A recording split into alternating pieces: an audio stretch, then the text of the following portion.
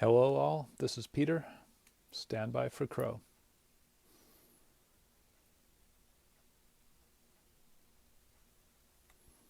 Crow's invited.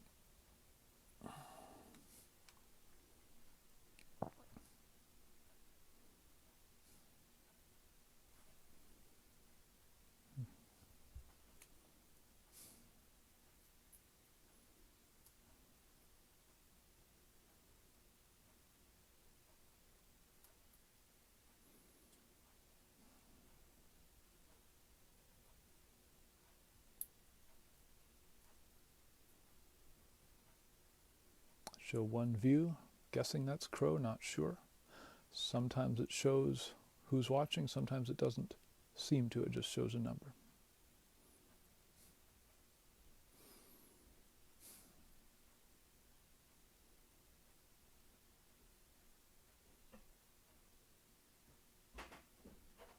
Crow, if that's you, send a request.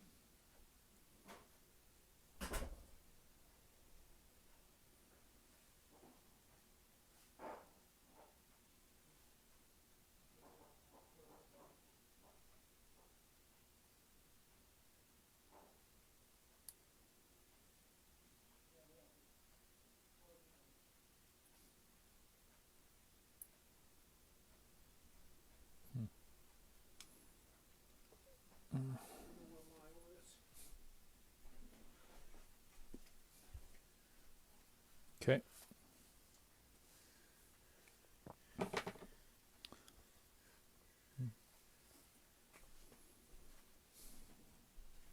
Crow's working on it. I'm not sure if this is the most up-to-date version of Facebook for this iPad. I may have to see about that.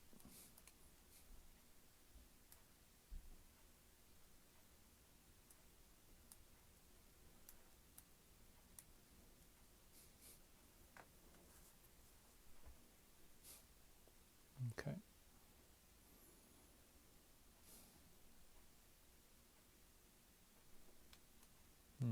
Okay, trying to find the request button on the computer.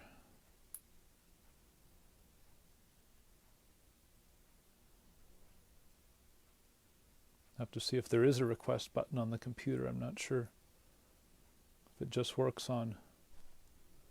I know that I can only have a joint session on a mobile device. I don't know if the computer will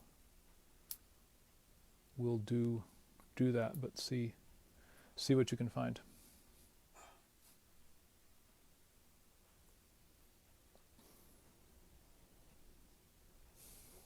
May have to switch to Zoom at some point, Crow. That's what I think Galactic Historian does. They can have multiple people on and share screens and all sorts of things like that.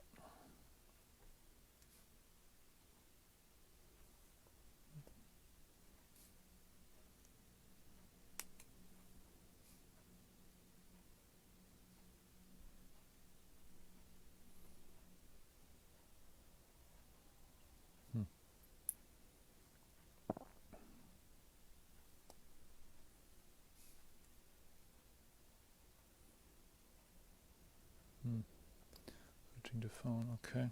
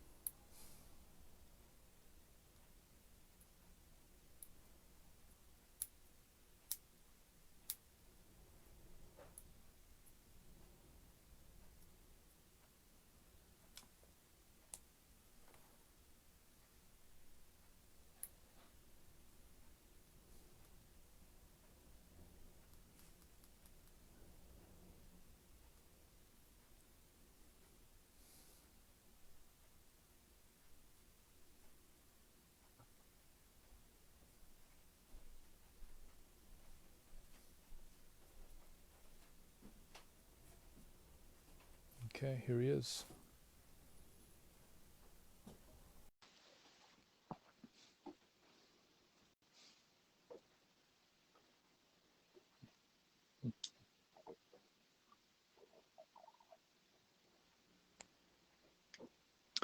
Hey, Crow. There we go. Mobile Okay. mobile device will do something a laptop doesn't. Imagine that. Yeah, I didn't expect that. I was like, well, son of a bitch.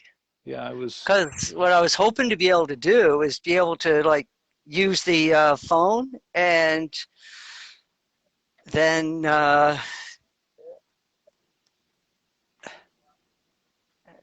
yeah, We'll have to. I'll have to do some a checking, but second. Computer's plugged in here. okay. Holy crap. Everything just went to shit. Uh-oh. Okay. Wow. Yeah, I was hoping to be able to use my phone and then like bring up like a instead of trying to like do a screenshot in the computer, I just hold Mm. the phone up to the camera. Yeah. Yeah, but that didn't work out at all in my favor. Yeah. Oh dear. We may have to may have to use like Zoom or something. I know that's a lot more flexible, I think. Yeah, we might have to as the weather gets warmer, we might just have to switch to maybe evenings anyways. Mm-hmm. Yeah. Yeah, because I don't know about you, but I like getting things done while the sun's Mm-hmm. shining. Yeah, that's always nice. Yeah, We could do 7 o'clock. yeah. I think, and you know what? Growing up, like watching TV and stuff, it was like you watched the TV later in the summer because you didn't go in the house until after Mm, dark. At least that was the case with when I was growing up. right. So in the summertime, you wouldn't even watch TV. I mean, once the end of April came and you were outside all the time, you didn't watch TV. You might catch maybe some shitty show that was on at like 9 o'clock at night or something like that. But yeah, but you just it was just something to watch to wind down from the day of running around outside Mm-hmm. in the sun.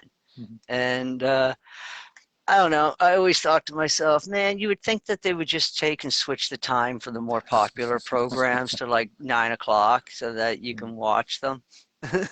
But that's when we That's, were stuck on their schedule. well, that's what daylight saving time is for, right?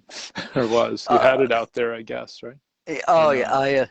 that's one thing about living in Saskatchewan, and it's probably one of the things that will probably end up keeping me here ultimately Mm-hmm. is that we don't switch it. Mm-hmm. It stays. Saskatchewan does not change, does not use daylight savings. When I asked why, it was says because it confused the cows. As foolish as that might sound, it's correct. Mm-hmm. The I farmers can didn't see that. want, Yeah. yeah, it's like the farmers didn't want to fuck with their cows because, and they know this. Here's the shitty part. They know this in Great Britain. They know this down in the States. Mm-hmm. Like every farmer knows this. Daylight savings fucks up your milking Mm-hmm. schedule for your cows. Your cows don't have a clock, Mm-hmm. but you're forced to change Mm-hmm. your hours because everybody else has changed their hours. But your cow is just like Mm-hmm. wondering why the fuck you're an hour early or why you're an hour late. Mm-hmm. And yeah, it does actually fuck with the cows. I always thought to myself, a smart farmer would just put themselves a half hour between the two Mm-hmm. time zones and then just just stay there all year so that the cows Yeah. don't get confused. Or you could do the milking an hour later or an hour earlier on your whatever's going to be the same time for the cow. Yeah. Yeah, you just have to pick it. I would Mm-hmm. probably pick the winter hour, Mm-hmm. in which case you'd have to find something else to do for like 3 hours Mm-hmm. while you got sunlight in the summertime. Mm, yeah. Okay. So how? Did you want to do a prayer before we start or anything? I can read the Father's Prayer. Okay.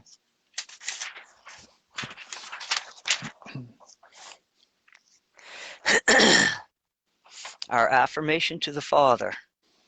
I kind of like that better than Mm-hmm. prayer. Yes. uh, for the Father of the people is with the creation by the Father.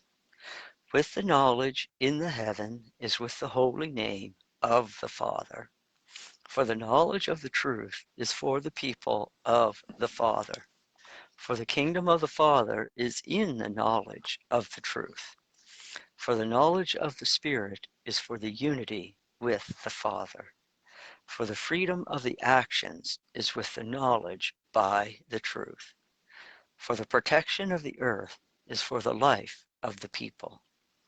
For the knowledge of the Father is with the protection for the people. For the truth of the people is with the path unto the heaven. For the teaching of the people is with the truth of the people. For the knowledge of the day is for the production, working, and learning skills of the people. For the wrong sins against the knowledge is with the actions of the people. For the sins, temptations of the flesh of the people is for the wrongs against our neighbor, for the knowledge of the people in the forgiveness of those wrong decisions. For the people of the debts are of the responsibility in the truth. For the people of the awareness are for the forgiving with the truth. For the knowledge of the people leader is with the teaching with the truth. For the evil of the people is for the lack of the knowledge of the truth. For the knowledge of the truth is for the freedom of the people against the evil of the darkness, the lack of knowledge. For the people are with this agreement. You see, that's Okay. also why we can't be judged until we know everything. Mm-hmm. This is why shit's taking us such a long time and why it's being dragged out so fucking painfully slow. And it's only hard for those of us that are aware of what the fuck's going on. But for the people who aren't aware, it's just life as usual. But it's the lack of knowledge is why things are taking so long. And until people want to know, they are never going to know. And unless it hits their pocketbook, nobody gives a shit. And that's the sad truth. Like, it's, yeah, until it hits their pocketbook, nobody gives a fuck. It's got, Okay. the shit bomb's got to land on their doorstep. uh, so yeah, this is going to be painfully, painfully slow. But some things are going a lot faster than I expected. So that's also going to speed shit up. And Q did tell us a little bit about this, and some of it is going to be horrific because the numbers are coming in, and the people that got the vaccine, the numbers that are coming in are starting to approach the numbers of how many the virus killed, supposedly. And that's fucked up. I mean, yeah, I'm trying to be careful with my wording because I know you're going to throw this up on YouTube later. So, but I mean, this is why I wanted to be able to have the phone, because then I would just hold up the data sheet and just be like, and then I wouldn't have to say a fucking thing. But yeah, the numbers spiked in a very, very short time. The numbers, the first numbers are coming out of Great Britain because they got started before everybody else. They got started back in November. Okay. And so we're seeing their numbers come back. But now we're starting to see numbers start to pick up in other countries like Australia. Australia noticed it really fast. Like they freaked out like almost immediately. And yeah, and guess what happened in Australia? Shit got pulled. They like stopped immediately. Now they're trying to convince them that this other product is better than the first product that came out, but nobody's buying that snake oil. And meanwhile, we've got most of South America and Africa using uh, HCQ, and I mean, there are some reports from people on the ground that there has not been a fatality there since November. Okay. Okay. I do have what I think is maybe a legitimate question. If what you're saying is true about the numbers in the United States, why was you remember Trump and Project Warp Speed and stuff? He was hammering this thing. He said, "We've got this through. We're going to do this," and unless it, I don't know, just I've got some ideas maybe for what was going on, but I've thought, well, okay, something doesn't maybe quite line up in my head. What do you think? I struggled with the same question that you're asking. I did. And I'm like, man, what the hell? Because it's like he's pushing this. It's like, this can't be right. And then, well, it comes down to Michael wanting to save 95%, more than 95%. That, one number is 99, which I think is just insane. And I think to myself, how do you do this? How do you save 99%? It's like, at least half the people on this planet are brain dead or so indoctrinated that you would need I mean, short of even if there was a miracle in the sky, these brain dead people would be like, oh, flying saucers, or it's Independence Day. The movie. The only given that scenario, the only real solution, what I would consider a positive action solution, would be that if, I told you about in my story, I have these quantum androids. Basically, they would have to go and identify these people and actually talk to them. It'd take, spend, I think it'd have to be like from a few hours in good, to a week at least. They'd have to do, ask them questions, show them things, show, whatever. They'd have to do it individually, what I would consider like a manual operation rather than just pushing a button, doing something. And the other thing is, we've been talking on and off about free will, and I still maybe don't understand how stupendously important it is to Michael and the others, because I keep asking these silly questions about it, but I'm getting there. Would it not be possible without, let's see, and I think I just answered my own question, but I thought, well, okay, could Michael not create some kind of, contagious inoculation, just drops in the atmosphere and infects everybody, and basically activates some kind of thing that, turns on a gene that makes them, it turns the omegas into at least betas as far as universe understanding. Now, I think that would be against, for him to do it, that would be sort of against the rules. Now, if I were able to, if I or Immortal or something actually came up with these quantum androids I'm talking about, and they did it, that would be legit. Am I getting anywhere close? You'd hit the nail right on the head. Yeah. It's like you gotta play the video game as if you were in God mode before you can activate God mode. In some cases. In some cases.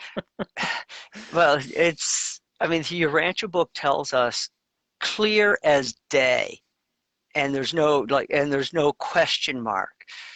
In God's universe, Free will is absolute, and potential is supreme over actual. Okay. It's spelled out plain as day.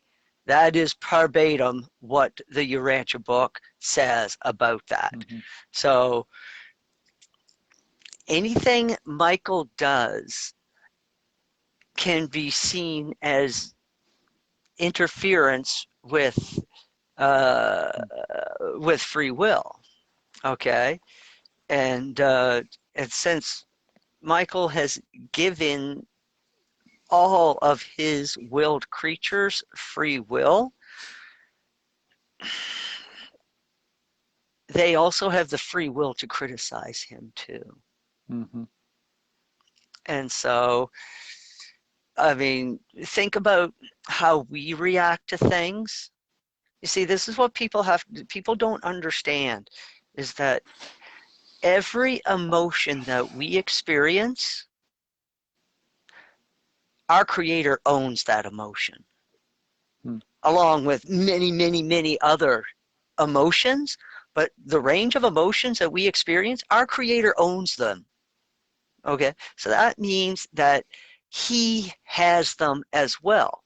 If that were not the case, we would not have them. Make sense? Yeah. So whatever we have for abilities, Michael certainly has. So if we have a range of emotions, he's got those same range of emotions. So with that as a foundational thought, think about how you feel about negative comments and positive comments.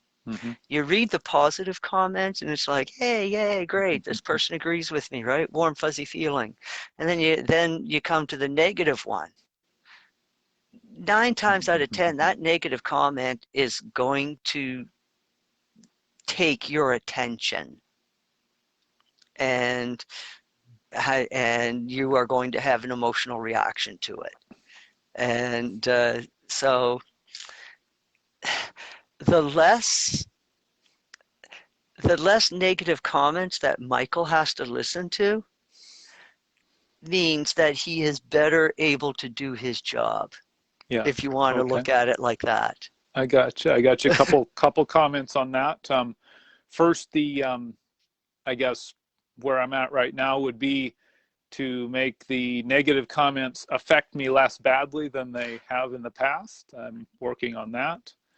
And then I, in addition to the prayer that I recite when it's my time to recite it, I recite that every evening. And then also at least once a day, I rededicate myself to the Father's service, and I rededicate myself to Michael's service. And then I reaffirm my acceptance of the gift of discernment. Artwork in my house. Oh yes, very nice. South America. I got that shit all over the place in this place. Very cool. Very cool. So, and then I ask, I guess one final thing, I asked that I be shown how to use it well, the gift of discernment. I ask that not only that I accept this gift and thank you for offering it. It's probably wouldn't hurt that, you know, he probably knows a bit more about it than I do. It wouldn't hurt to have the instruction manual. Yes. Yes. It's like, that's one thing that kind of half pisses me off about the universe, is no instruction manuals. Really annoying. So, yeah. Sorry, I've moved this thing around a lot to set it up for the other camera, so it's all a little wonky right now, but there we go. Maybe that does it better. Okay. And then, so yeah, we talked about the numbers. So what, I think we mentioned it briefly, this week it's been an emotional roller coaster for me, as far, you know, and I didn't even watch any news. I just knew some stuff was happening. So it's like the fields. So the Oh, fields are being tuned. fields were whacked this week. They Yeah. were just, I mean, something big happened. Major I, update. I mean, you call it an update. I call it a huge movement in the Yeah. force. Mm-hmm. It's like it. It's just. It was like a major movement. Yeah. I have no idea what the hell happened. I couldn't see anything in the news, but Mm. something shifted hard. It was some of the 80% of the, what would somebody say, the the silent war is, we see 20% and 80% is happening, and we don't, not even the deep underground alternative media really reports on it. There's stuff that's not on our radar at all that's happening, probably. Oh, there's all kinds, but the alternative news, I mean, they're kind of in a bind themselves, because a lot of these YouTube channels and channels on Rumble and BitChute, Hmm. they are relying on news sources that are printing this stuff. Yeah. And it's just, they don't have the resources to go put boots on the ground. Yeah. And this is where the future of journalism is going to have to go in the future. And it's and law enforcement has better get used to it, is what's going to have to happen. But I understand, I understand completely where law enforcement is coming from when it comes to citizen journalism, because anybody can walk up to a crime scene and be like, I'm a journalist, I'm going to ask you questions. But you see, you got to see it from the law enforcement point of view. Yes. I mean, they are in uniform. They basically have a target on their back. They don't know you from Adam. So, their first instinct is always to protect themselves. Mm-hmm. So, and in the 21st century, that also means watching what they say when they got, because there's cameras fucking everywhere. At least the smart ones understand that. The dumb ones say they don't care, and those are the ones that lose their uniform, thank fuck. And so I think in the future, what people are going to, I see nothing wrong with people registering themselves as a citizen journalist. I see nothing wrong with that. And I think that for, like, in the case of Canada, and we pay for this shit, what should be done is that you can register as a citizen journalist. You might not be active all the time, but you want the ability to upload video. And let's say that CBC was an actual legitimate nonpartisan entity. The CBC has enough database and infrastructure that they could actually set up part of their web page where citizen journalists are constantly uploading videos, uploading content, and then to do a proper job of enforcing free speech, you divide it up. Be like, okay, these are your fluff pieces, these are your politics, this is your hardcore bullshit news that we really don't know what fucking category to put it in, but you know what? You'll watch it at your own discretion.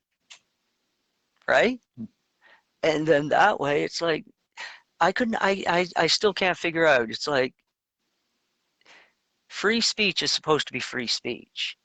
And if you're worried about your hurt feelings, I have no problem if a website like Facebook segregated it itself up.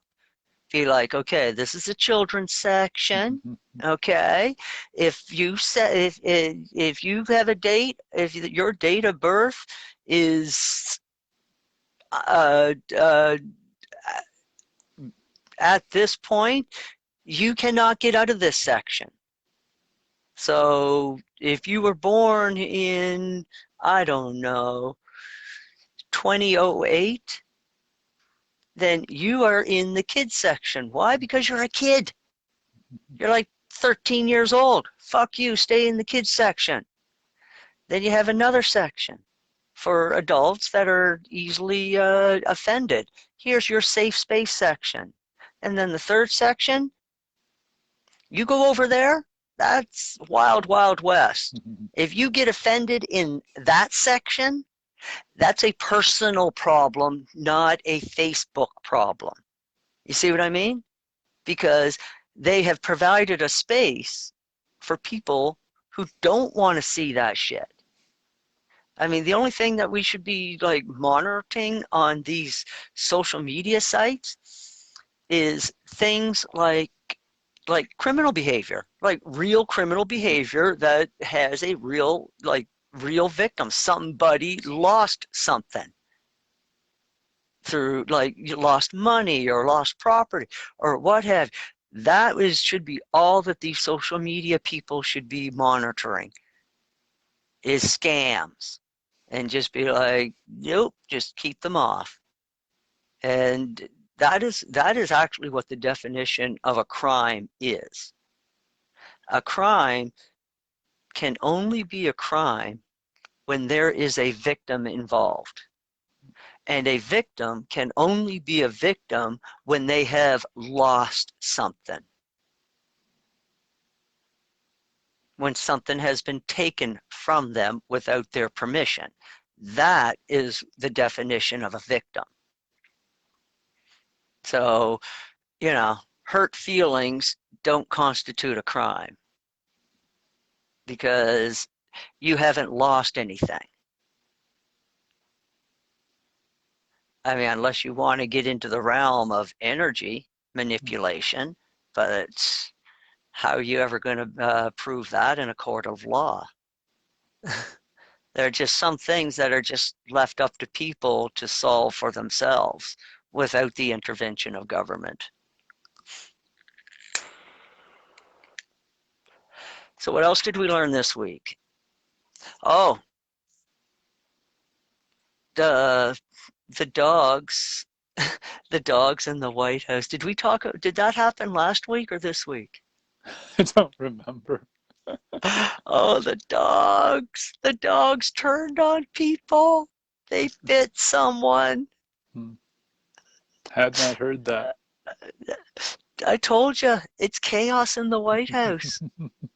Because the first thing I thought to myself when I read that the dogs had bit somebody, I'm like, wait a second. How long have they owned these dogs? Apparently, they've owned them for a while without incident. These, by all standards, were good dogs according to their history. So I'm like, okay, I got two good dogs. I mean, when I seen them out on the White House lawn, I thought they were a little too rambunctious. I was like, could do a better job at training them, that's for damn sure. But, maybe they like their dogs that way. But then it's like the dogs bit somebody. And I'm just like, well, what the fuck would take a normally good dog and have it bite somebody? I was like, there would have to be such a level of confusion that these poor animals are just stressed beyond anything that they are supposed to handle. So what is going on around those dogs that has them stressed that they would lash out? Remember, normally good dogs lashing out. What the hell is that? Absolute chaos is what that is. And then we got the governor of New York. He's going down in flames hard. And I keep asking myself, why? Why? Why are they not protecting their own? He followed the playbook through the whole pandemic. He did what he was told, and now he's getting thrown under the bus. What happened there that he's getting thrown under the bus? I'm not sure, other than I keep thinking to myself, it has to be to cover up a big fish, a bigger fish. The only reason for doing this is so that it protects somebody else, and I think it might be the mayor, because the mayor is kind of screaming the loudest right now. But it's like, are these people stupid? It's like, and then not only they start with the sex scandal stuff, but he doesn't budge. He's like, screw that shit. I didn't do anything wrong. Yeah, I grabbed a couple of girls and slapped their ass, but his attitude is that he didn't like force anybody into a corner or anything like that. He felt it was mostly playful. And who knows, in his defense, maybe it was. I don't know, but that seems to be all that we're getting. It's like you're not getting any hardcore allegations that he actually raped somebody. He's just these girls just saying that, he just got closer than what they were comfortable with. Okay. He's a little bit like Pepe Le Pew, I guess. And so I can see why the guy was just laughing it off, because there was nothing there except inappropriate behavior that, he might get sued for, but that would be it. Nothing criminal. And but then a couple of people who are in charge of the Democratic Party said that he should resign or risk facing charges for neglect during the handling of the pandemic. And remember, he followed the playbook. He did what he was told. He was a good boy. And for them to use what they told him to do against him like that, what kind of message do you think that sends to everybody else that had followed the playbook? And I was just like, oh my God, they're starting to cannibalize each other. It's like it's like they'll start eating each other. And once they only have to eat one. That's it. That's all they have to do. And then the rest the others will cover their butt. They'll turn on them. Which is even worse. Yep. Because then everybody will start protecting themselves. And once it comes to a point to where it's every man for himself, chaos soon follows. Yeah. Deals are made very, very quickly. It's like everything that the conspiracy theorists have been talking about, Guantanamo Bay and executions and all of that stupid shit, which I always rolled my eyes for the whole, Guantanamo is filling up. And it's like, no, it's not filling up. They're still building shit. Why they're building shit, I don't know, but they were getting ready for something. That something might be coming. So you said, we've seen the double agents, I think, based on something you said. As convoluted as some of this stuff is, based on what I've seen and what I've surmised, I wouldn't be surprised if we start seeing the triple agents at some point, if that's even a thing, but I'm sure that, but I laugh, but who knows? Oh, nothing's going to surprise me now. It's gone completely off. I mean, somebody told me that, you get this, the stimulus checks that the Americans got, and I was only told this like this morning. Okay, so I haven't got two fucking clues. I haven't seen any photographs. I haven't seen anybody post anything on Twitter, but I was told that the stimulus checks that the Americans got are signed by Donald Trump. Not personally signed, but you know, it's got his signature It has stamp. his name on it. Yeah, it's okay. No, I actually have seen two of these, and they wish I could show you a picture, but the signature is, I think, by the U.S. Treasurer, and then the in the subject line, like what you would say what it is for. It's economic stimulus, President John. Yeah, and how many official ones? There was some other thing that was, I think, sent by the Treasury. I don't know if it was a tax return or something, but I have seen two official stimulus checks that had Donald Trump's name on them. And the second one, I think, was issued. I'd have to look, but it may have been after November 3rd. I mean, I'm sure it was after November 3rd, but so, between November 3rd and Jan 20th. Makes you wonder. So I guess the most recent ones, I'm talking about the most recent ones that came out. Oh, okay. They say that they have Donald Trump's signature on it. And I'm thinking to myself, well, then who's president?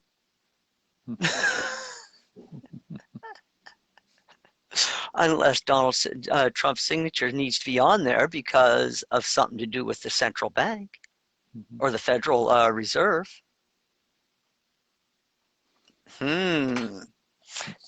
Questions. That might be a rabbit hole that might be fun to dive down into.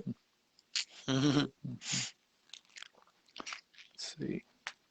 And then I've got a timely, and we can finish up with the stuff that happened this week, or we weave it in or whatever. But I've got a timely question to ask when we kind of finish with that. It's concerns kind of the stair steps that we've been up, like over the last million years or so, and then where we're going in the future.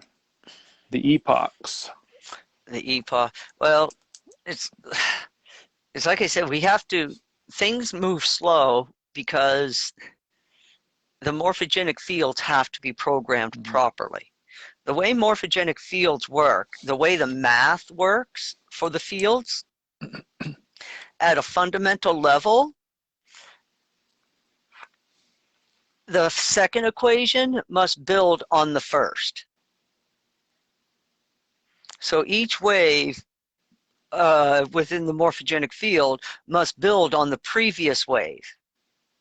And so on and so on and so on. See? Look how everything's all stacked up nicely. Yeah. Tetrahedra. That's how the universe is put together. One piece of information at a time, and it all has to be in order so that it all can access it back onto itself. It's how we remember too. It's like, it's like being able to smell something and have it bring in, like smelling like apple pie, and then having that bring back a memory from like years ago. It's because your memory got triggered. So everything has to be put together in such a way that multiple triggers can be used to access those memories. This is why it all has to be done slowly, because it has to exhaust every possible equation in order for us to move forward into the next epoch. This is why epochs exist.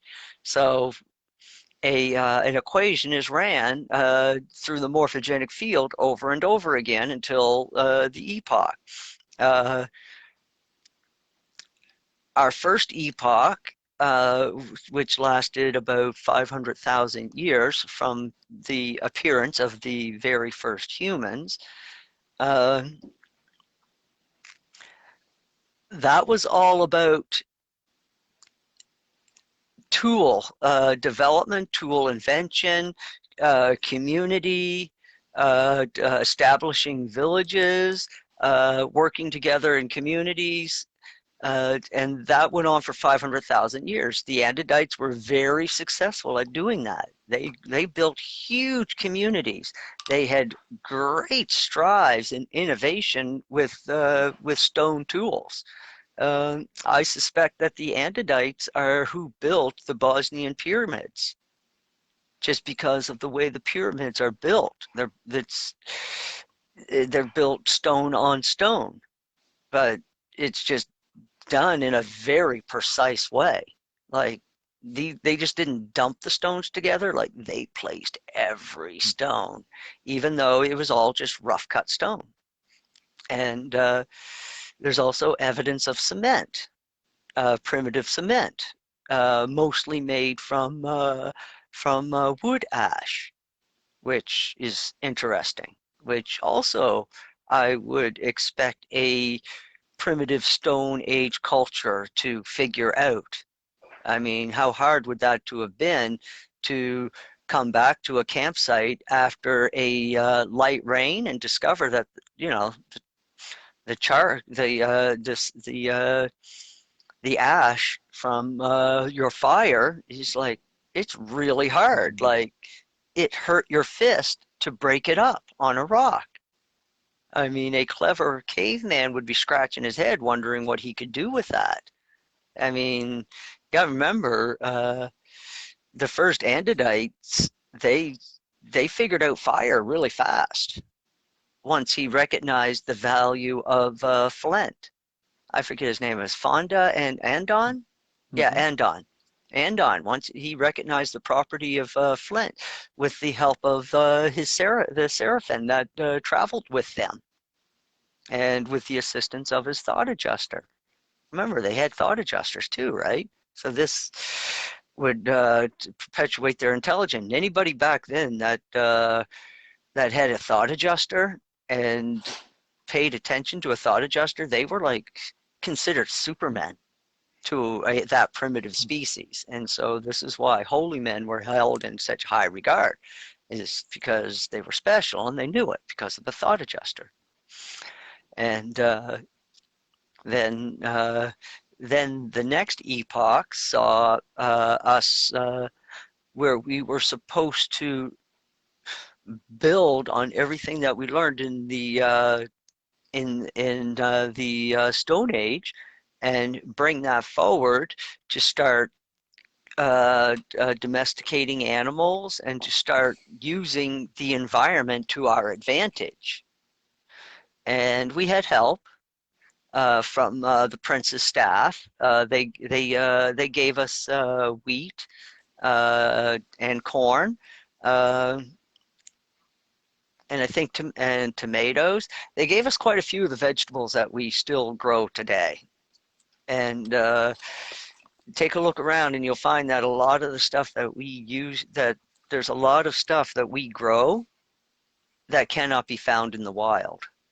So scratch your head and make you wonder, what the hell, right? How did it get here? And what else do we got? And then that epoch went on for a while, but then after 200,000 years, our epochs got interrupted Mm-hmm. by the Lucifer rebellion. And what they had tried to do is they had tried to shortcut our learning. So what they did is that they gave us all the technology at once. So I've said this to people before. It's like the fallen did not instantly, they were not instantly, like, I don't know, what we would describe as evil. Like they were not malevolent. They were very benevolent because they wanted to be gods and they wanted to be benevolent gods. They really wanted to be. And they tried. But humans frustrated them because they taught the humans of that time everything that they knew, and then they would have to teach it all again the next generation. And this went on for hundreds, and then thousands, and then tens of thousands. And they just got tired of it. And they became less and less patient with the humans until they just, I don't know. What would you do if you had an ant colony that you were trying to train and you got frustrated? Yeah, it would just take one outburst with your fist to destroy their whole world. And these material sons and material daughters, they had that power. And when they got frustrated with us, they slammed down a fist and cities were destroyed. And then then people began to worship them out of fear. And that creates a different type of energy. That creates a loosh type energy. And and so that loosh energy was euphoric to the material sons and material daughters. They suspected something like that, but they didn't know for sure, because you remember the Luciferian rebellion was the third rebellion, but it was a rebellion that was of the most significance, because the first two rebellions were contained to a planet and a small system, and so it didn't. The experience didn't go out. Everybody knew about it because they read it in the newspaper, but it wasn't something that the whole universe experienced. The Lucifer rebellion, completely different. It's a whole system, and involved 36 planets initially, one of which I am damn sure is destroyed by now. They completely destroyed themselves. So that had to happen to show the universe that, just this is how bad shit can get. And it also gave Michael license to be a little bit more forceful, because it's like, wow, that can happen. But this happened on now. The thing is that the reason why Michael sort of just kept his hand away from it is because this planet that destroyed itself was very far along in its evolution. Basically, they had all the information of truth to make a sound and intelligent decision, and they chose unwisely. They were not in the same position as us, a very young species, and we are only like maybe a quarter of the way along in our evolution. So we're not all the way there. We're like maybe 25%. And so we got a long ways to go. This other planet, they were more like 75, 80% along in their evolution, and they chose rebellion. So Michael, knowing that they had all the information, there was nothing more he could do for them, let them make their decision, free will. So don't think that Michael was being cruel and left a undeveloped planet in the in the clutches of evil. It wasn't that way at all for this planet. They knew better. And so that's one planet that is gone, and there's a couple of them that are on the brink. But if our planet can be saved, then all the other planets will follow suit. So I remember I was going to ask you about something related to this and a little bit different. This planet that ended up destroying itself out of free will, that's the decision it made. And then something about what you're saying about part of what's happening on this planet with Michael offering or setting up to be offered something that may end up destroying some of the asleep people. How does that relate to soul survival? Because what we're talking about right now is they choose something that would cause their physical death, okay, and then their soul would be evaluated after that, I'm guessing. So, and then at any point, any higher level of existence in this than this universe, probably we have the ability to see a little bit broader. So a bunch of those people who chose self-destruction may still be salvageable, I'm guessing. Is that so? Yes and no. Mm-hmm. Okay. What someone can choose to get the jab, and that's not a death sentence for their soul. Right. If they have soul survival potential, that potential will be explored. Remember, yes. Potential is absolute, is supreme over actual. So if there is soul survival potential, that potential will be explored further. And then the ones that do not have potential, it's real death. Mm-hmm. Because, well, it's not really death because there was no potential for survival. So mm-hmm. It's just, see you later, alligator. Mm-hmm. Yeah. That probably answers it pretty good. Yeah, I think so, yeah.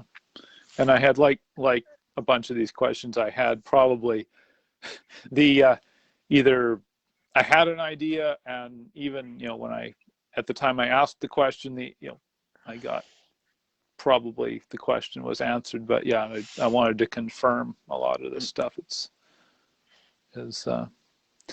what it was, because as I said, this thing about free will is it's fascinating, and I don't understand it all, and I'm wondering, okay, could this happen, or could it, what's in the rules on when you're playing it from this angle? What about if you played it this way? What would the rules be? What would the rules cover there? That sort of thing. So yeah, that's what I'm trying to figure out, is each time I hear a new piece of information or look at it from a different angle. Okay, yeah, I'm just trying to tweak the big picture here. It's something that I read somewhere, is that Einstein had said that the measure of intelligence is the ability to be able to take a complex subject and to simplify it. Mm-hmm. God has made it as super simple for us as possibly can be. So that's the level of God's intelligence. Okay, that he made it simple enough for us to understand. And it just comes down to just telling us straight up, free will is absolute, and potential is supreme over actual. So basically, God says that we have the free will and the right to try. So we have the free will and the right to try anything that comes into our imagination, because potential is absolute. And it keeps it super simple and wants us to learn by example. But we have bastardized our philosophy of how the universe works that we are so far off track. It all comes down. We're following the philosophy of a 19th century scientist. I wouldn't even call him a scientist. He's more like a philosopher, theologian. I don't know. A Darwin. I mean, he spent his time in the woods observing animals, making notes, and he did study some veterinary, so he had good understanding of anatomy. And it's like this was our very first thought, like as a species, this is our very first thought into evolution, is what Darwin told us. And we haven't taken any further steps to expand upon that. I mean, to me, that's just like, that is its potential that got stalled. But our evolution is way more complicated than that. I lost track of myself. Oh, yeah, we were talking about the epochs, I guess, and I think it said there are 7, and we're in like number 3 or something, maybe. I don't know. We're approaching number 3. I always put myself higher than I actually am sometimes. I think we're on the 4th epoch. Okay. Yeah, that we're in, or that we're approaching? That we're in. Okay. I think we're in the 4th epoch. It might be the 5, because there was okay. There was there's the first epoch was 500,000 years ago. Okay, and that was to welcome the planetary prince. So that was a purging of the morphogenic fields and a locking in of time, so that everything that happened previous, it's immutable. It cannot be changed. Then the next epoch after that, we are told in the Urantia book, was when Adam and Eve showed up. Okay. So that was like 250,000 years later, some damn there, 200,000. And then the next epoch after that, we are told, was 2,000 years ago when the Son of Man visited us. So we are in the 4th. We are in the 4th. The 4th, the post-bestowal, is that what it is? Yeah. And each epoch is represented by a astrological house. And there's no magic to it or anything like that. It's a science. It's a science of vibration. And it just basically, it's the potentials for that season, for that epoch, is what it is to express. And I mean, the way we look at astrology is I think it's a little bit primitive. It was also a tool that the fallen had used to manipulate us, but at the same time, it was a way that they were using astrology as a way to manipulate the thought adjusters. They were trying to get ahead of the thought adjusters in hopes that they could take control of the thought adjuster, which is as we all know, is a fleck of God that resides within humans. A lot of their early experimentation had to do with trying to capture and trap a thought adjuster. If you look at like what Inky was doing in Samaria and South Africa, that is where a lot of his focus was. And then his focus was forced away from that to developing a better type of human. So basically, they dived into eugenics for a while, and that frustrated them because the master controllers, the power controllers, when a thought adjuster starts inhabiting humans, the genetics is locked. The only things that you can manipulate are what has already been set in motion. Like I believe the Urantia book tells that they could like tweak out a few things, but everything else was locked in. So whatever was already in motion, they could tweak out, but everything that was already was done was locked in and could not be changed.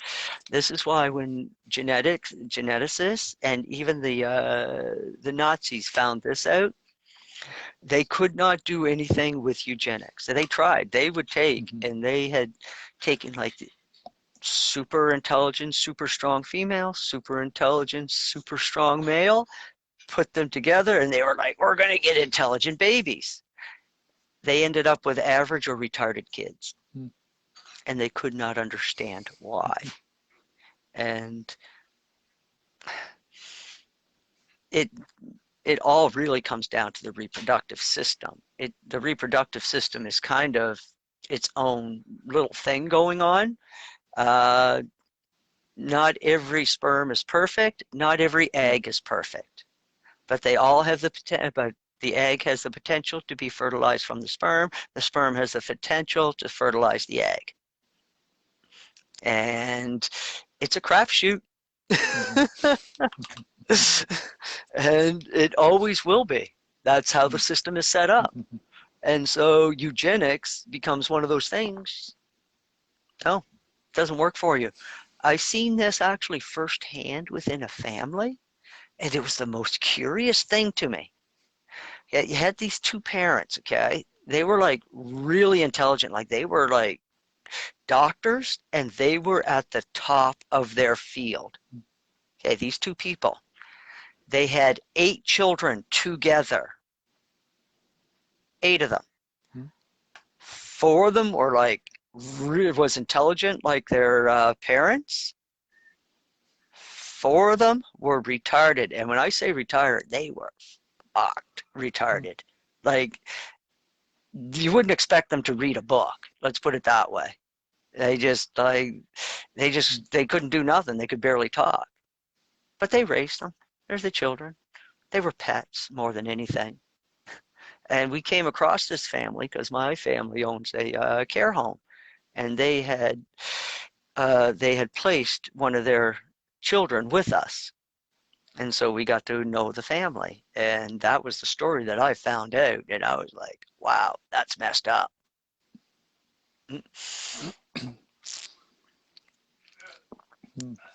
So yeah, it's 50-50, people. Did you just to inject a little weirdness into this conversation? Oh wait, a little more, as if there wasn't enough weirdness in here. There was this novel, I guess, that somebody wrote. I don't remember the author or the title or anything, but it was almost the opposite of what the Nazis tried with eugenics. It was this couple who wanted to start a carnival sideshow. So oh Jesus! They took various chemicals, and most notably, while the mother was pregnant, to try to get these freaks. They did kind of the opposite thing. It was like, and yeah, so I haven't read the book. I don't know how it turned out, but just applying the scientific method here, if the eugenics couldn't get like perfect kids from perfect parents all the time, I'm guessing this other thing maybe didn't work the way it planned either. I have no idea. Oh shit! But, maybe they ended up with Deadpool. Oh my god, the things people will do. Wow. Okay, so question about the morphogenic field. It's so it went through a major shift.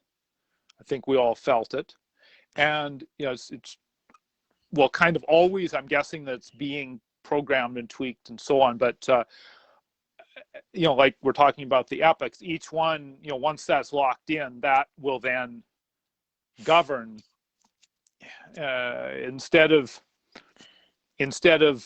something our development driving the morphogenic field to this point and then being locked in, then it drives us. So one of my hopes, I guess, is at some point, when we reach the threshold of the next epoch, I'm supposing, there'll be one more positive aspect of society that'll be locked in, and it will deviations from it will become vanishingly small, I'm guessing, right? Because it becomes a governor kind of thing.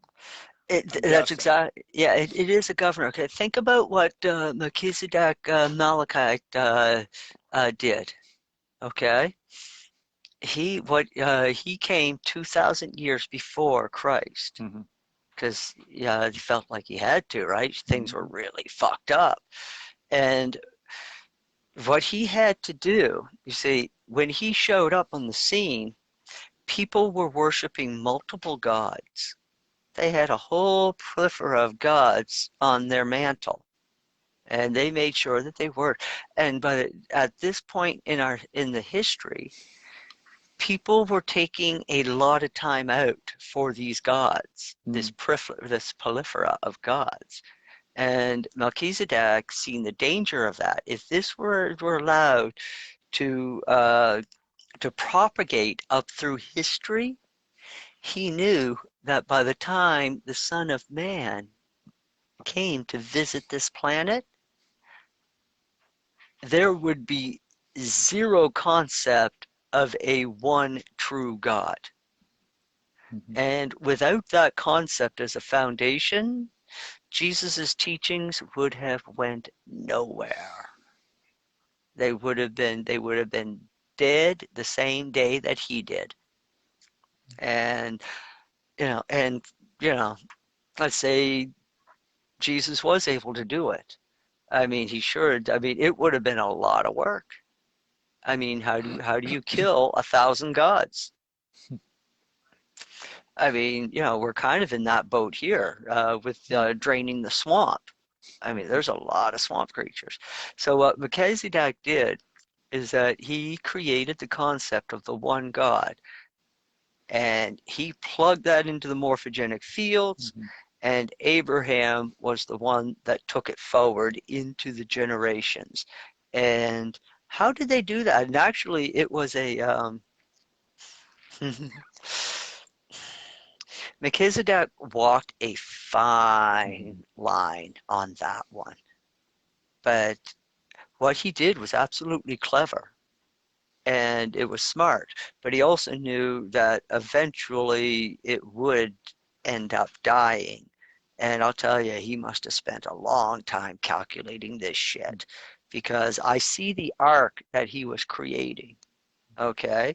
What he needed to do is he needed to create an arc uh, for of people, but he needed to do it quickly, and he needed the message to be spread rapidly. But he also needed this message to be able to move through 2,000 years. And you got to remember, it's mostly oral tradition that people are being taught. There's not that many books around, and so the primary teaching of history is in oral tradition. So what he did is he manipulated Abraham and and basically filled his head full of grandeur, Hmm. things that Abraham never even thought about before. But once they took root, Abraham, because Melchizedek could see the potential in Abraham, he was a damn good organizer. He was a military man. I mean, people don't understand. We didn't meet up with Abraham in the Hebrew Bible until he was in his retirement. He was retired. I mean, being out in the wilderness with his sheep and everything like that, that was his retirement Hmm. plan. What was he doing before that? Well, he was a military general and he organized things. And it was because of him that Israel became a nation. And because of his association with Melchizedek, this made Abraham bold and to go do things. Because people at that time, by the time Abraham came along, Melchizedek had already been on the planet for like 94 or 95 years, something like that. He's been on the planet for a while and he hasn't aged much. And people noticed that. Hmm. And so when other kings, like, see, people always like wondered, or at least I always wondered, it's like, why were people scared? Why were kings scared when Abraham said that he followed the Most High. And these kings shook visibly, and they allowed themselves to be seen shook. And it's like, why? It's because of Melchizedek. Everybody knew he was the king priest of Salem, where Jerusalem resides now. You wonder why Jerusalem was picked as a site? That's why. Salem. It's Salem. And so they all knew that he was a king priest and he worshiped the Most Highs. And when Abraham revealed that he worshiped the Most Highs, that automatically associated him with Melchizedek, that everybody knew. And they were just like, yeah, okay, not the guy to fuck with. Because they already knew what happened when they fucked with Melchizedek. And the funny part is that he never actually went to war. It's just that whenever they tried to attack them, they would end up getting like sick, or something would happen on the way to attacking him. It's just like any army that came to Salem with the intent to attack just suffered all the wrong luck. And they would have to turn around and go back home. And then they would just tell their story. It's like, we don't know what God he worships, but whenever an army marches against him, it's a lot of bad luck. Mm-hmm. You know, rock falls, flash floods. They couldn't explain it. All they knew is that when they came to Salem in peace, things were great. Trip always worked out great. When they marched against Salem with the intent of attacking, bad things happened. And Melchizedek didn't do a thing. So they were just like, well, God. And this is what helped perpetuate the one true God story all the way up through the ages until we get to the Son of Man. But, you know, and but Melchizedek had done such a good job that it was able to go beyond that. Which is okay. But if you notice, all of that has kind of died out. And a lot of traditions that people use, tribal traditions that people live by, it's all dying out.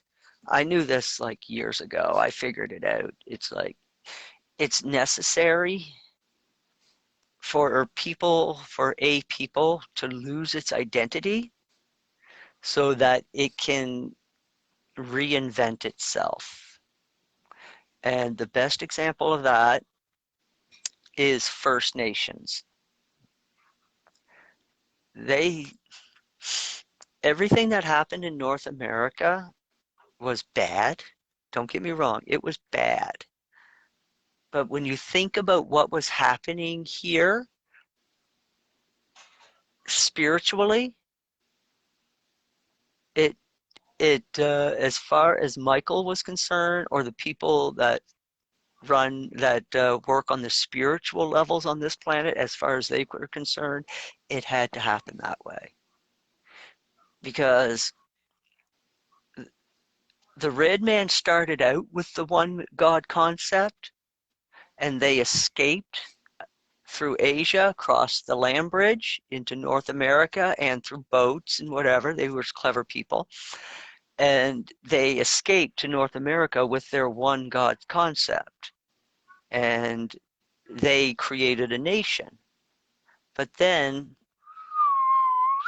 they left the one God concept and they started worshiping trees and animals. And then the blood sacrifices in the South started. If you've seen the spiritual state of this place before Europeans showed up, you'd be horrified. Everybody'd be horrified. So, while it's a horrific thing that had happened, it was necessary in order to save the people. And now, coming up through the 21st century, it's sad that it took almost 200 years for them to get over their past. But I mean, a grieving process had to happen, and Europeans went through it. So that, yeah, our ancestors went through it. The First Nation ancestors had to go through it. And now what I see them reinventing themselves and their spirituality. And they've taken all the best concepts that their ancestors had, and they brought them forward with them and turned it into something beautiful. And they've like admixed it with Christianity, or actually not even Christianity, Jesusism, or Yewism. And that's actually a word that I learned this week, and it basically is what people who follow the teachings of Jesus, they just throw out the Bible. Who cares about the Bible? We're just going to follow the teachings of Jesus, and that is what they call themselves. And it's it's actually pretty interesting. There's really no church, no organization. It's just a label that people use besides Christianity to describe what they believe in. And they just don't like using Christianity because it comes with a lot of baggage, and nobody wants that baggage. But yeah, what I see with the First Nations now is that they're bringing all of this together, and they're bringing their old culture and they're bringing together their new culture, and they're creating something beautiful.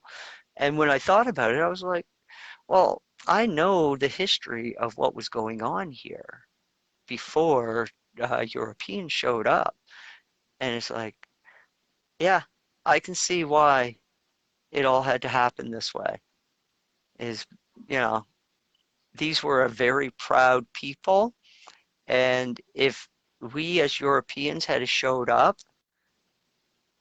and they were actually able to influence Europe, the one God, the teachings of Jesus would have been lost immediately. They would have been lost into history.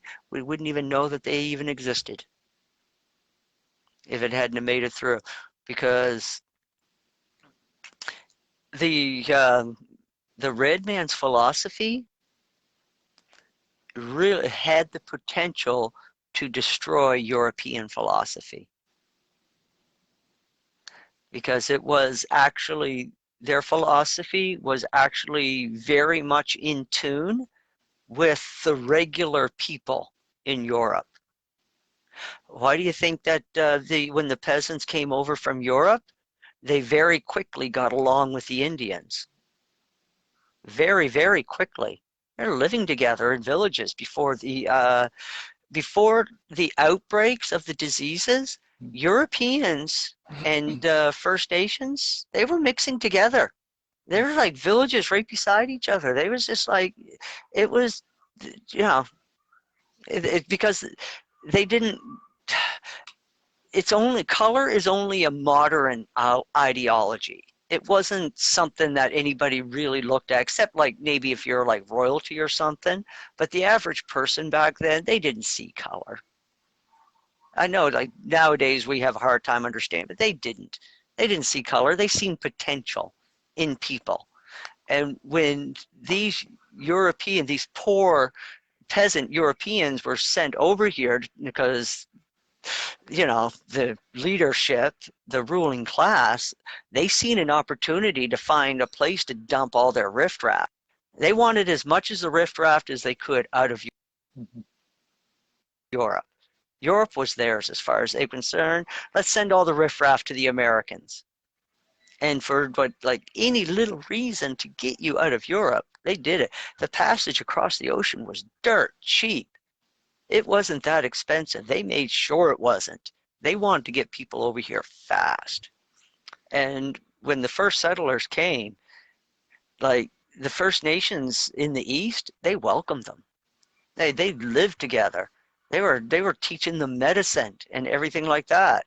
And then somehow, some way, something made it over from Europe and disease broke out.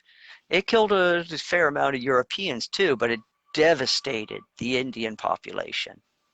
And after that, there was no living together anymore because pretty much the only Indians that were left were the ones that didn't want anything to do with Europeans. Well, isn't that a kick in the nuts? And then next thing you know, it's war. And then that all extended on up through. And somehow the plague ended up getting ahead of the Europeans.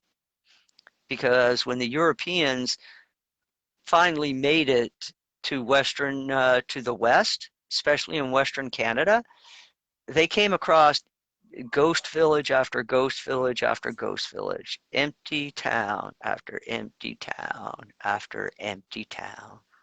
And there was nothing to find. There's no more people. So when they say that, Europeans took the land, they took it because there was nobody there. Everybody was dead. I mean, yeah, it's sad, but we don't stop losing land because somebody died on it. I'm sorry, but that's the way it is.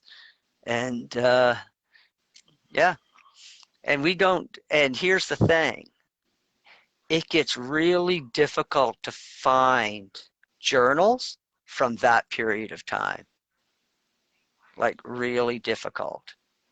And the ones that you do find, it almost reads like fiction and it makes you scratch your head.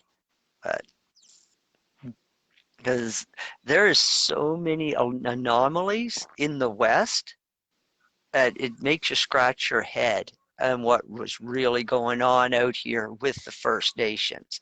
But we never had the experience, we never had a true chance to really interact with their culture in the West. And most of the information that was gained during the interaction in the East disappeared, doesn't exist. All we got is what is, what's been carved in stone. And what we have carved in stone is agreements between communities, European communities and First Nation communities. And the agreements are mutual. So yeah, they were living together. They were chilling with each other. So you ever what is always getting, and it's the most curious thing, and I still don't know what to think about it. You ever heard of mud flood? No. No? Oh man, this is a fun one to go down. This one is, but it's curious as hell because the things that get pointed out, it's just like, well, now isn't that a curiosity? It's like, why? Why? Basically, the premise of the mud flood theory is it says that North America was already settled by giants. And I don't know, Smithsonian's dug up a few giant bones.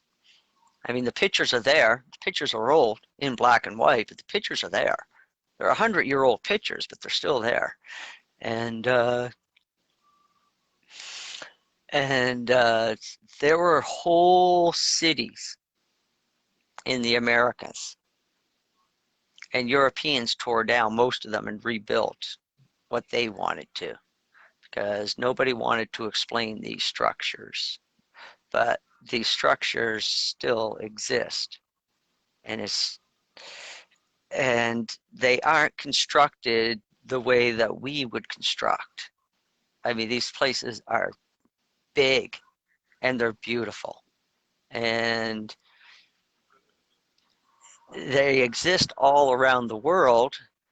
And you see pictures in the early or in the late 19th century of these places, and these buildings are like half buried.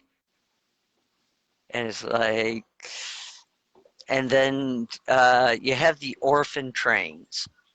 that they talk about during this whole era of the mud flood. Apparently, it only happened like 200 years ago, not that long ago. I know. Weird, eh? And they say this is where all the orphans came from. And at one time, apparently, according to this documentary, orphans made up almost 30% of the population of New York. That blew my mind. And I'm just like, well, if there's orphans, where are these parents?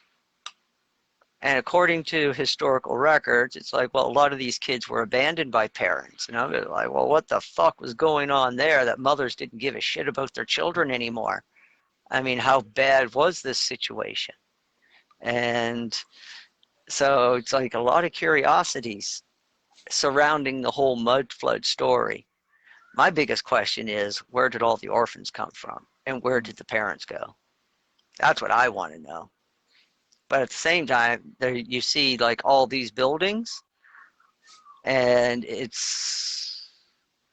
you can't explain them. What made it the most curious is that this guy was talking about the World Fair in the 1930s. And then he showed the World Fair grounds. And it's all these elaborate buildings. And it all looks like mud flood architecture. And it wasn't built for like people our size. It looks like it was built for giants. And it's like, and according to the official record, this whole thing was built on in today's dollars, $400 million budget. And it was done in 12 months. And it was Chicago. And I'm just like, or was San Francisco? Yeah, Chicago, no, maybe it was 1934 Chicago World's Fair, I think it was. Yeah, okay, I got it right. And it's like, okay, and when you see these buildings, you're like looking at them, and it's like, you can't build that in a year. I mean, okay, you could, but you're going to need a lot of people. A lot of fucking people. And you're going to have to feed those people. And you're going to have to house those people. So if you need 1 million people to complete a project in 12 months, you've got to build the facilities to house and feed those millions of people. And I'll tell you, there's a certain number. Even mines cut themselves off because there is only so much food they can bring in and so much shit they can take out in a given period of time. And all of this has to coincide and work together, or else you're going to have a huge problem. You're either going to have hungry men or you're going to have shit coming out of your toilets. Either one is a bad situation. And so I remember in a book or a movie or something, was some science fiction movie, some spaceship landed on Earth or something, and the story, that they had this World's Fair to disguise the fact that this architecture was, it was a similar thing. This thing happened or occurred or existed MIB. or whatever, and then they covered it up by this other mundane thing. Men in Black. Like Men in Black, yeah. Yeah. It was like, I know. When I watch stuff like that, I just laugh. It's like, I mean, I've been around building my whole life, construction, and I've always like mostly been involved in the infrastructure stuff, wiring, plumbing, gas, all the stuff that makes a house work for you. I mean, somebody else would always put up the box and the roof. Those would be carpenters. I'd be involved in other stuff. And I know what it takes to plumb a house, to wire a house, and to put gas in a house. And I laugh so hard when I watch movies and they're like, they put things up just like that. It's like, no, things can happen. Like one year in New Brunswick, one One winter, there was not a zone valve to be found on the East Coast. Katrina happened that year. New York, they, what do you call it when you call dibs on something? Well, New York called dibs on everything. It's like, when I say everything, I mean everything. And zone valves, regulators, fittings, you name it, they call dibs on it. And that whole winter, I was like doing my best to rebuild zone valves. I was rebuilding them from spare parts and parts. Well, I know how they work, so I could steal parts from something else, like a microwave motor, like that. So I could make them. But I'll tell you, couldn't find one. Nope. So we were and I was the only one that figured out how to rebuild them. And I wasn't the only technician on the team. So I'm just like, time to start rebuilding, boys. You can't rebuild them. And I'm like, it comes apart. I can rebuild it. If I can take it apart, I can rebuild it. I'm a mechanic. Anything, I can't take apart a circuit board, so it's iffy on the rebuild, sorry. But something mechanical, if I can take it apart, I can fix it and put it back together. And did a lot of that winter. So I laugh when you put things up in such a short period of time, because when they said 12 months, I'm just like, no. It's like you would have to at least spend 12 months planning and then getting all the material shipped on site. I mean, you might be able to do it in 12 months if you've got like everything ordered so far ahead and everything goes exactly the way that you want it to. And so, so at first when this guy's talking, I'm thinking, okay, could be possible. And then he tells me how many buildings and how many acres. And I'm like, okay, nope. Because now you're talking about breaking ground. And apparently they built a pool in the middle of all of this. Like, you could have a motorboat race in this pool. That's how big this pool is. And so when he said pool, and then he showed the picture, I was like, that's not a pool. That's like, that's like 5 ponds. It's like, it's damn near a lake. And then shows you the architecture. And it's complicated. And it's big. And the official story is that this is all put together with plaster and stucco. And I'm like, if that's plaster and stucco, that's a damn good job. But I'm also thinking to myself, then that means rebar. So, okay, so you spent 12 months putting up rebar and then covering it with plaster and stucco. Okay, doable. A lot of work, doable. And what you got, and it's not just a matter of just putting up bars. You've got to, like, when you put rebar in a structure, the rebar has to stand on its own. And so, I mean, the rebar you have to is tie it together. Each thing, there's this special tool that you use to twist the wire up, and you get the wires, and you have to bend them, and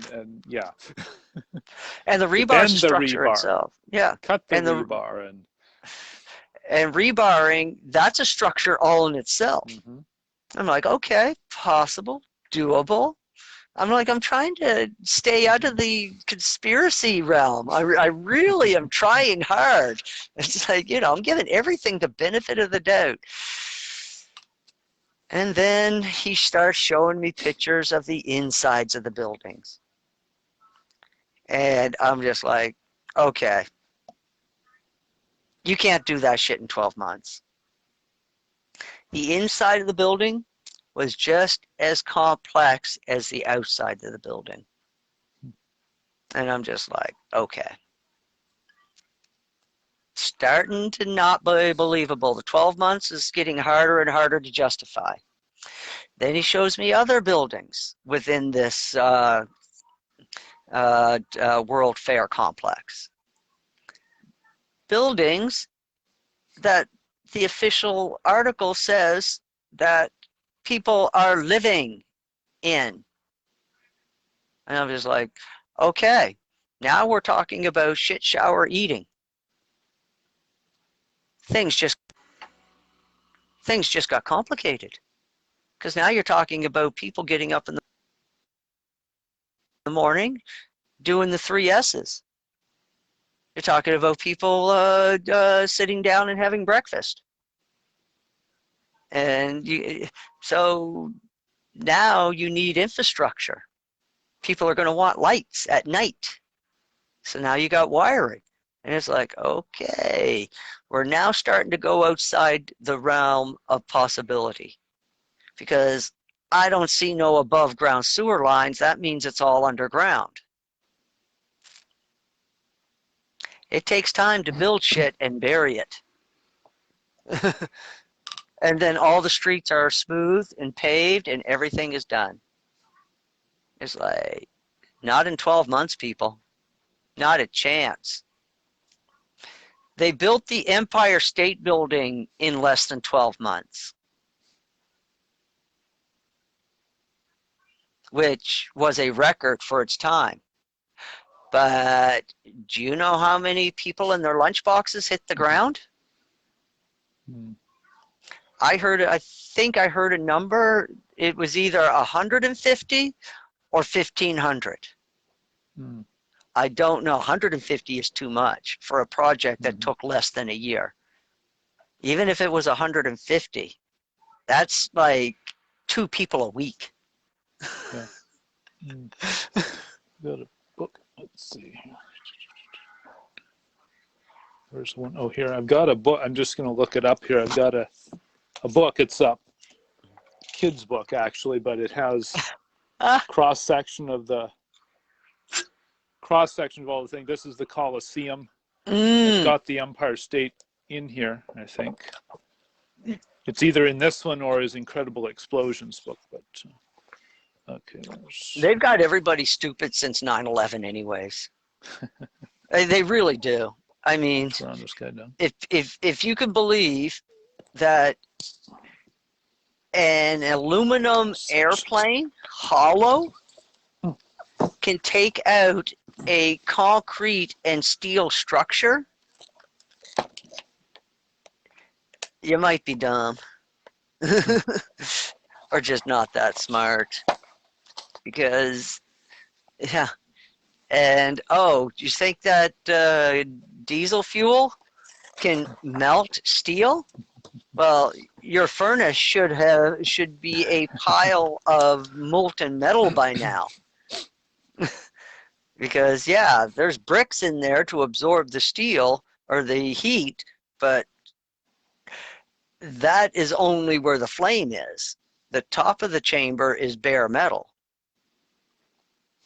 So, and also, your furnace is putting that fuel under pressure as well. So your furnace is actually hotter than what the oil can burn because now it's compressed oxygen as well.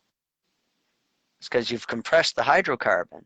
And now you're combining the energy of what the hydrocarbon has, and you've enhanced it by compressing it, and so all the energy gets released faster, and you get more out of it. The more you can compress something, the more energy you can get out of it. That's why the Japanese learned that they could build small engines with high compression. I mean, it still blows my mind to this day that my buddy's little Honda Civic, I mean, he told me 270 horsepower. And I'm looking at the engine, and I was like, you're shitting me, right? He's like, no. He said, this thing will pump 270 horsepower. Is it turbocharged? No, it's just straight up. Straight up Civic. I couldn't even believe it. But then, I mean, my V8 4-liter Chevy truck is 200 horsepower. And it's like, how the hell does he got more horsepower in that small engine than I do in my big truck?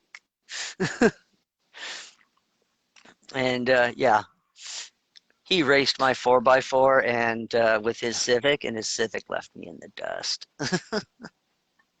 Okay, here it says 3,000 workers labored daily for less than 15 months to finish it. This says 14 deaths, but that's the 14? official. It may be more than that, but it's even that's obviously too many. But anyway, Wow, so they had 3,000 people working on it 3,000 for about a year. people. Yeah. I wonder if that was an exaggerated number that I heard. Huh. Oh, well, I apologize for being wrong.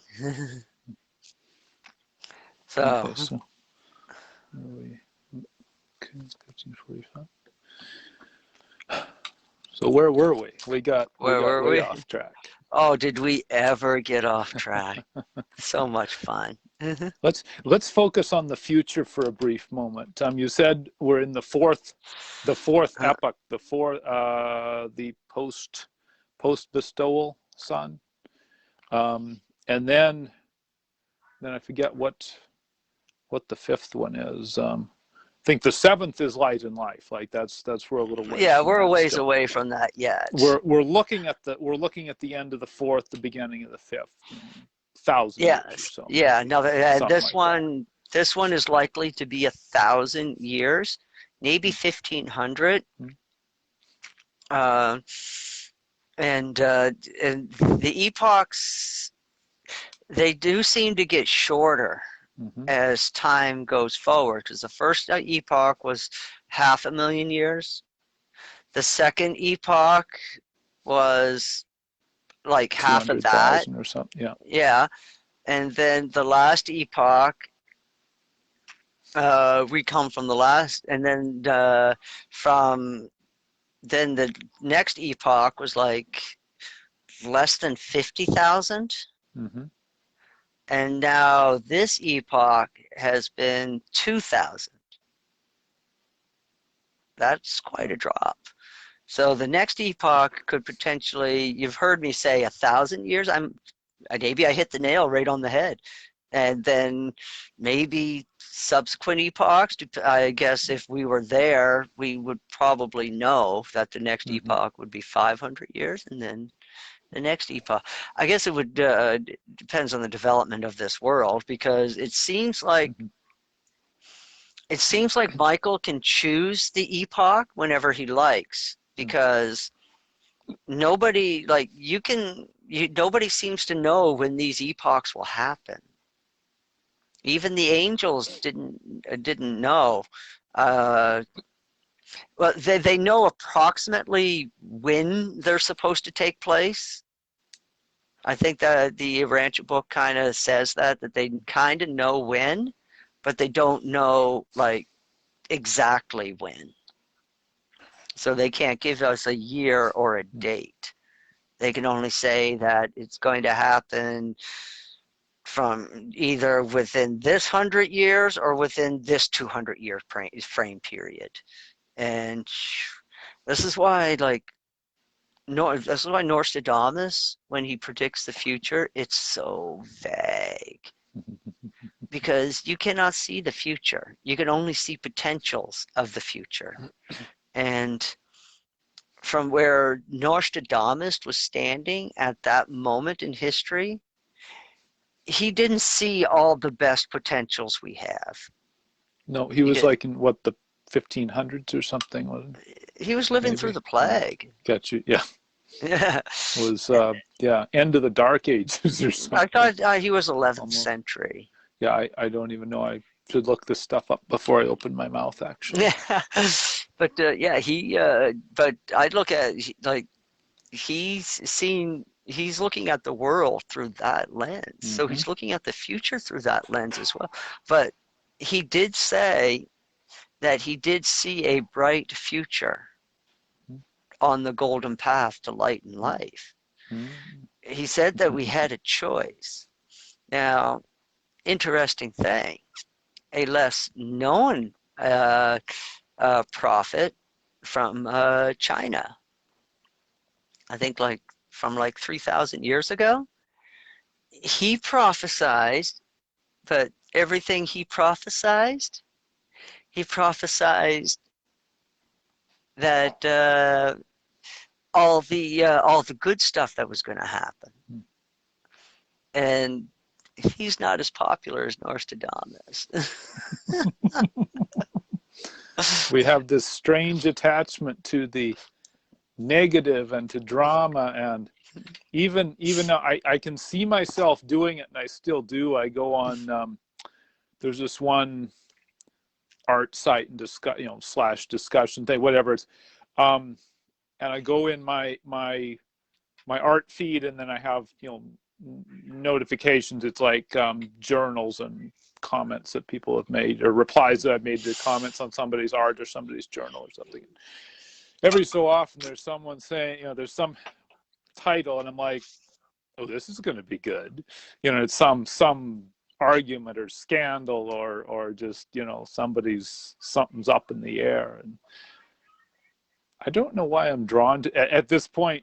Yeah, it's just like I can't explain it. I'm like, oh, I want to check this out. Well, there was a sort of an experiment, but it sort of just happened. This was like back in the days, like 80s and 90s, when you were like, you didn't have the internet, so whatever was on cable, that's what you watched. There was a new news channel, and they pledged to only broadcast good news. Folded. It folded in a year. I was just like, wow, people are such horrible creatures. Yeah. And that's when I read that article. I mean, it's like, man, I've lost all faith in humanity. Oh, yeah, a couple more things. I was talking with conversation with a friend. He brought up a movie called The Social Dilemma. Have you heard of it? Documentary on Netflix, I think they carry it. I don't have it on my Crave. I'm going to ask him to hook me up with it, because I don't think it's really on YouTube either. And I'll send you for comparison. I'll send you a playlist done by Destin from Smarter Every Day. He's got this 5 or 6 video playlist about the future of warfare and stuff, and it has the 3 or 4 videos specifically on disinformation on Facebook, Twitter, Reddit, YouTube, how it happens, how those companies are dealing with it, and so on. He's got 3 other videos. He even talks, I think, to a 4-star general in the Army about cyber, yes. the general in charge of what the hell is it called? Multi-mode or multi-plane, can't remember. Multi-domain operations or something like that.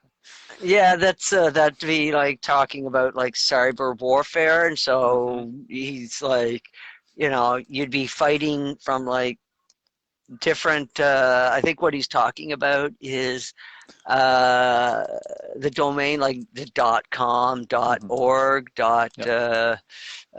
It's like, so would they be like launching operations from like a .uk? I think what he's talking about is integrating ground. Yeah, it's integrated operations. It's ground, it's land, sea, air, space, and cyber joint. Joint. He's in command, I guess, of this joint operations thing. It's like every physical whatever and the cyber realm. Okay. He's talking about coordinating all that. Never been done before, apparently. No, well, cyber warfare, that's something new that America and most of the other world is trying to catch up for. And got a long ways to go, because Russia and China, they are way ahead of the curve on this one. Mm-hmm. Although Trump creating Space Force has been very helpful in leveling the playing field. Mm. And people laugh, they shouldn't laugh because they have no idea, you know, the importance of Space Force. It's not, we're not talking like space, like space Like Star operations in Wars with outer Reagan space. and Bush. Not that Yeah, necessarily. no, we're talking cyberspace. Mm-hmm. And so while everybody is thinking like, oh, spaceships and everything like that, I knew right away that this was cyber war. This is cyberspace. Yep. And it takes in all the equipment in orbit too. Trump's not stupid because Bill Clinton already created a military branch. You'll love this one. That takes in spaceships, the stuff that NASA's doing, and the stuff that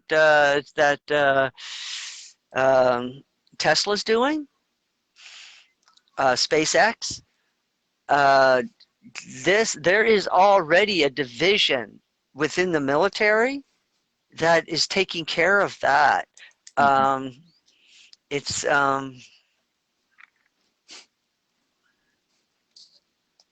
it's like a space command, I think they call it. Yeah, okay. Mm-hmm. So that is already taken care of. That's your rocket ships, that's your launches to the moon. But then Trump turns around and he creates Space Force. And it's like, what space are you talking about, buddy? And it's becoming more and more apparent that he's talking about cyberspace. Mm-hmm. But he also might be talking about dimensional space too. Mm-hmm. So this is a division of the military that has never existed before. And it doesn't necessarily mean rocket ships. It has a lot to do with, dealing with cyber attacks and what have you. And what they are doing, they are protecting their servers. And it's like, what clued me into this was that a few weeks ago, I came across a documentary where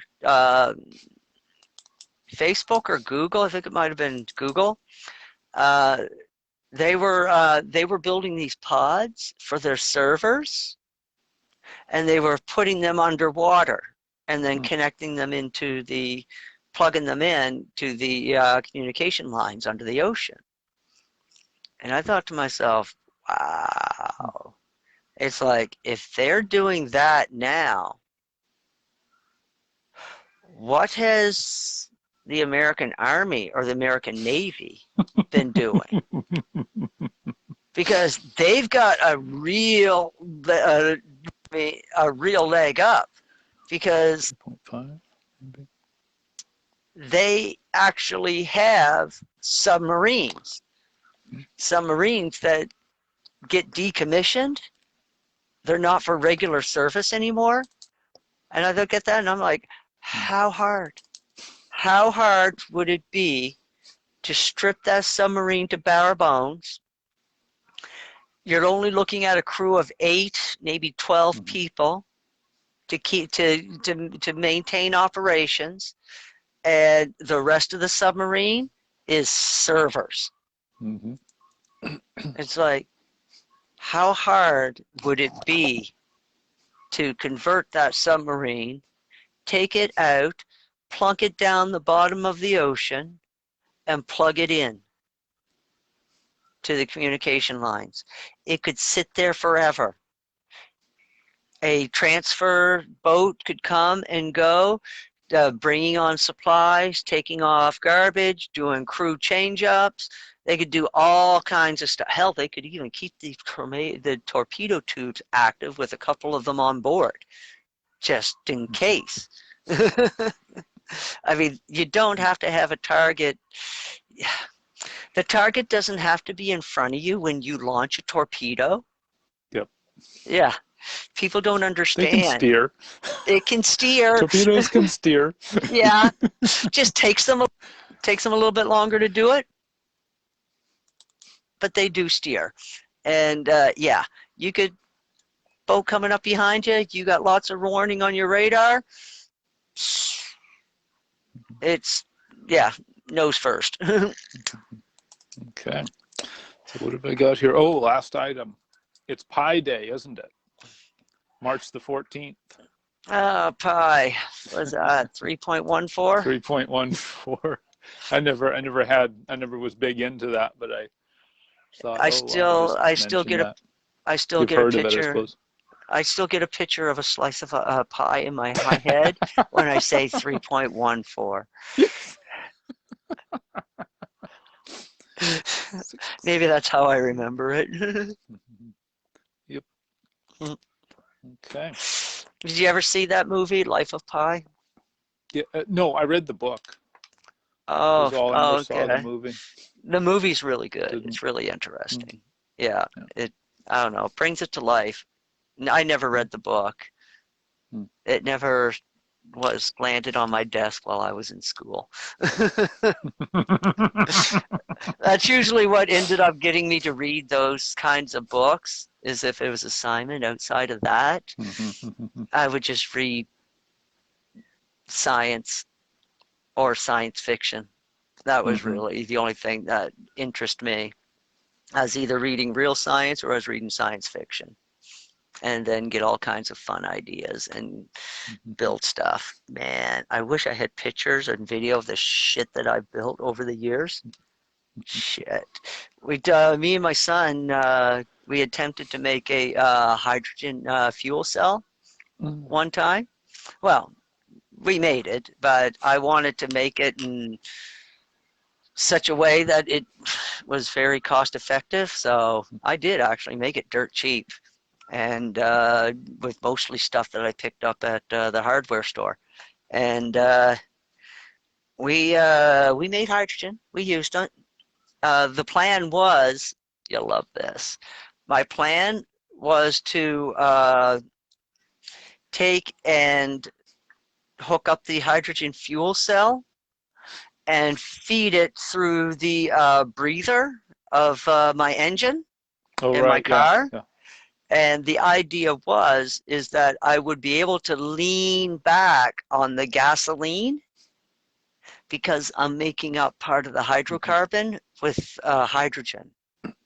So I would end up getting the same bang, but I wouldn't be using so much gas. The idea was to lean it right down so that I'd burn like maybe, 1 liter every 100 kilometers instead of 1 liter every 10 kilometers. That was the plan, to do that, because I could make the hydrogen from just a mixture of sodium and water, and put some voltage. Voltage is being generated by the alternator, which is running anyways because my engine is running. So it wasn't like I was wasting or like creating something that wasn't already being created. My real expense for making the hydrogen would have been the baking soda. That's really where my expense was. And I could do up a mixture, and it was like 1 tablespoon of baking soda to ½ liter of water. And you just pour out the water and put in the new water, and you could go. And you would make hydrogen for a while, a couple of days. Yeah, that was the plan anyways. But didn't have time to finish it because I ended up moving out here. And but oh man, there was one story. We were Samson and I were creating the hydrogen, and to test it, I set it on fire because I like to hear things go bang. And it was almost a bit of an accident. My older brother Mac comes to the door of the shed and he's like, "What are you guys doing?" Just as things exploded. And of course, I knew what to do. And I pulled Samson, and all we had to do was get our heads down below the bench, and we were safe because the explosion's going to go up over our heads. It doesn't come down. But my poor brother Mackie boy standing in the door, and yeah, boy, did that guy run when that bang went off. And yeah, it broke the glass. And at that point, I realized that we had to figure out a different type of container that could handle the pressure and the heat. And that's why the experiment stopped. Okay. I actually remember there was every so often you see somebody, selling a thing like that. At the Farm Progress Show many years ago in Regina, there was a guy selling, he said you can put this thing on your tractor or your pickup or whatever. And I had, I think we gave him our address and he sent us a, information packet or something like that. And then you never see these things around, I think. And then, what was it? Mythbusters did a thing on it, and I didn't see the whole episode, but I don't think they really said it was a thing exactly, but the Mythbusters experiment was disingenuous to the theory completely. Very disingenuous. I watched the episode and I was like, you guys are either stupid and don't understand the concept, or you're just lazy. And I felt that they were very lazy. They called that shit in. And because they didn't do it right. Let's put it that way. Yeah, what I saw was, I think they were trying to run the car on hydrogen only, not a mixture. And you'd have to, it would be best with a computer controlled thing. You'd have to program the computer and all of that. But it's pretty involved to make it actually work, I think. You'd have to know. I mean, you just have to know what settings to do, I suppose. But I don't know enough about it. It doesn't come down to that. A regular fuel injection system on a car would do an adequate job to meter the hydrogen going in. Okay. The real problem is that hydrogen has very small molecules, and those molecules get themselves lodged into the grains of the steel, the metal for the engine. And after a very short period of time of running, like 8-12 months, you could take and hit that block with a hammer and it will shatter. That's not the block itself, but the cylinder that the piston runs in. You could hit it and it would shatter, because those molecules go into the grains and they start separating the metal, because metal is a crystal. Okay, not many people understand. Yeah, steel, it's a crystal, and so when these molecules get between in the grafts of the crystal, they expand, and then the crystal loses its cohesion and just shatters and falls apart. That's what happens within a hydrogen engine. Ford tried to correct that with a ceramic engine, but they kept on running into they couldn't get it to work. And what they could get to work was so expensive that it was pointless. And but when you run a mixture of gasoline and hydrogen, that hydrogen will mix with the gasoline, and those hydrogen bonds will connect with the gasoline, so it's actually creating more hydrogen within the gasoline molecule itself, that those hydrogen molecules are not free to absorb into the metal. they will travel out with the exhaust because they were able to completely ignite because of the gasoline, and the gasoline molecules carries them out, and so they have a much better medium to absorb into than the metal. And molecules will always take the easiest. Everything in nature always takes the easiest way out. And so that's what the theory was, to do it that way, to inject the hydrogen into in with the gasoline. And because you're injecting the hydrogen, well, the gasoline is atomized, then it will mix together a lot better. What I found out with the experiment is that the hydrogen system on your gasoline engine only works well when you're talking about throttle body fuel injection. Mm-hmm. And we don't have too many of them around anymore. No. They were quite popular back in the 90s. I had an 84 Cadillac Seville. It was a 2-barrel throttle body injection, 4.1 liter engine. And we still have this actually down in Oklahoma, 1985 Ford Tempo, single barrel throttle body injection. Yeah. See, and that's kind of it as far as we had. Everything else was multi-port and stuff, I think. Yeah, so yeah, and I was going to do this experiment on a multi-port to see what I could do, and I had plans to modify the injection system so that I could inject the hydrogen directly into the fuel as it is traveling through the manifold. Mm-hmm. Okay. That was the plan, and but we never got that far. My next step was to create a pressure vessel, and I was in the middle of designing that when it was like time to go. Okay. Yeah, and it kind of broke my heart to have to do that. Upside, I come to Regina and I build a plasma reactor. So there's always something to invent. Have to go for cold fusion next. Close. Oh, those. Well, I just talked with you, but you said plasma reactor. Why don't you tell me a little bit more about that, because I don't actually understand what that is exactly. It's well, what it does is that it's pretty neat.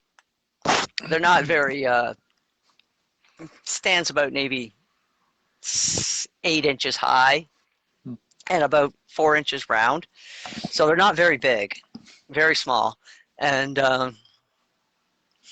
what it does is that it sends an electrical current through these copper coils, and they're not just regular copper coils. The copper coils are coated, are specially coated with a nanocarbon coating, and that's achieved through with an acoustic chemical.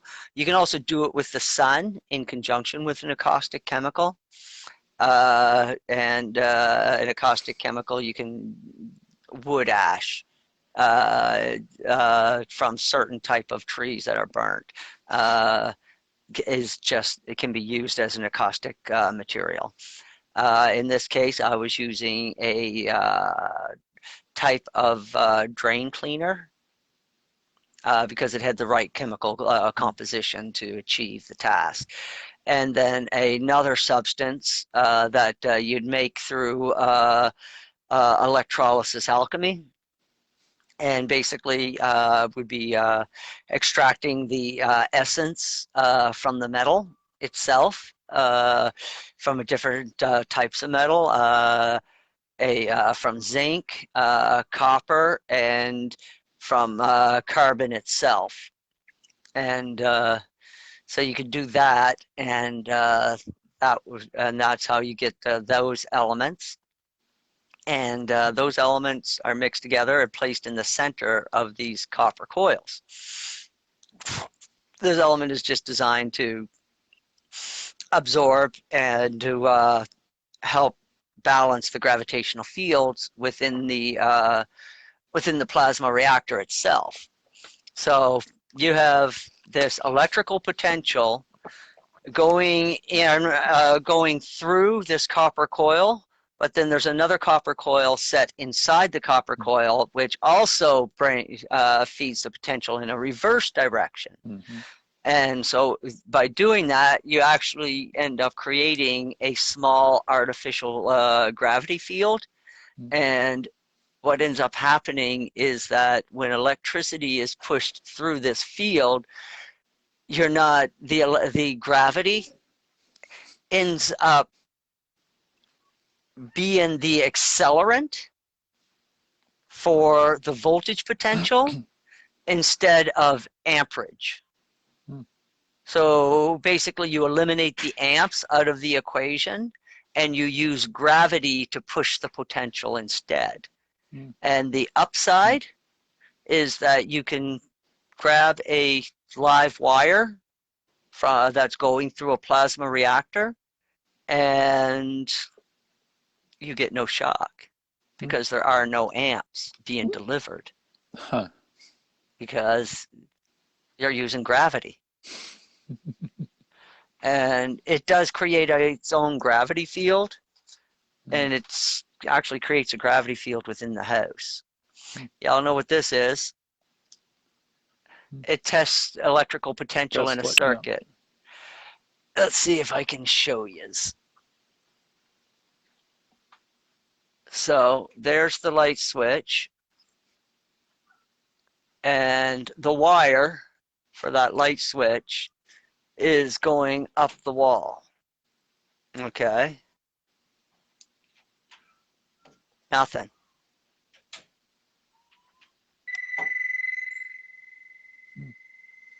See the little light going off? Yeah.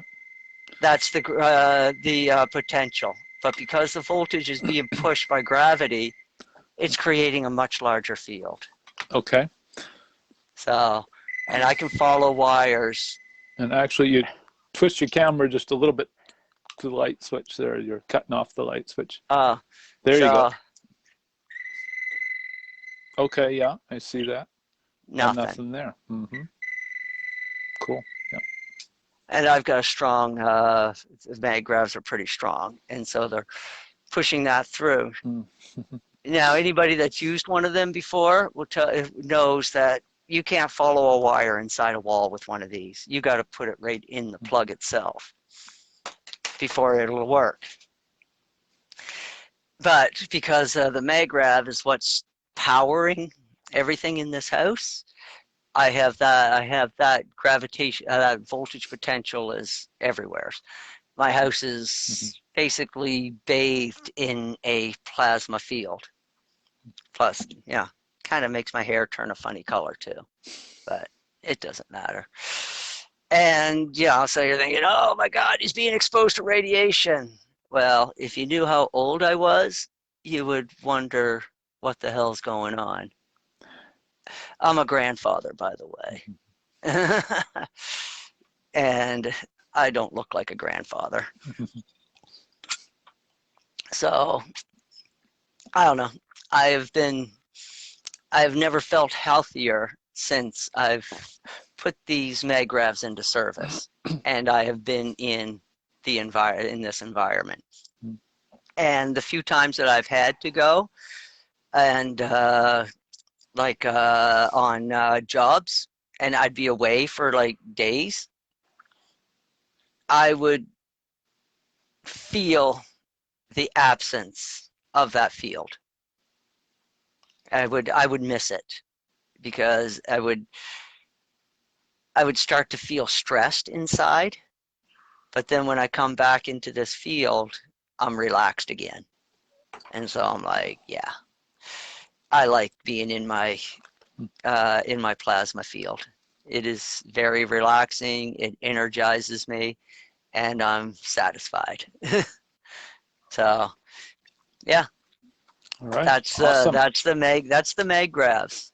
I'm thinking that I'm going to have to take them apart here real soon, and I'll have to renew their pieces because I got a funny feeling that the substance that I put in the center has probably dried up, and I'll have to reopen those containers and refill them with new material, and then seal them back up again. Cool.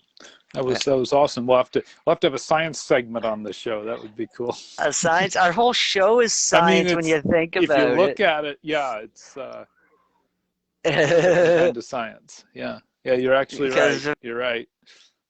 I mean, we talk about everything because I like things to make sense.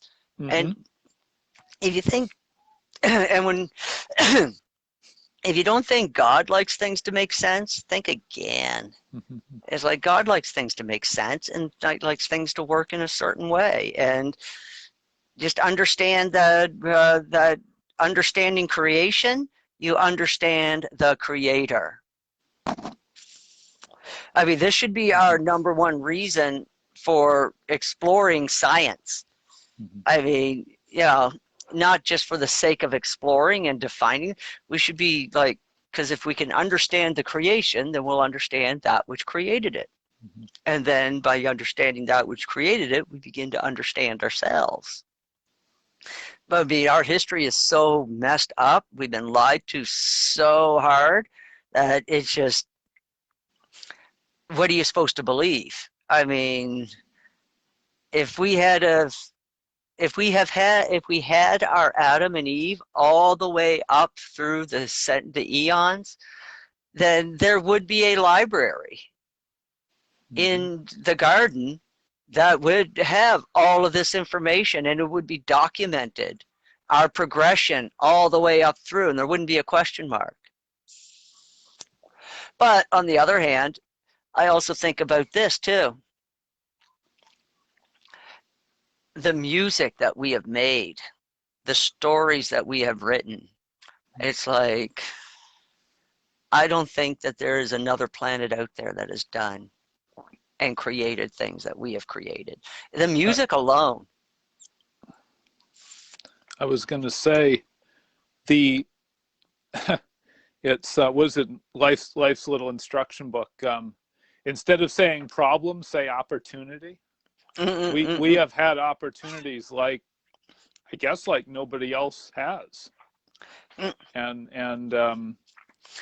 it's interesting and gratifying. You know, what I think what we've actually been able to accomplish is, quote, handicapped as we have been from the events that we're talking about.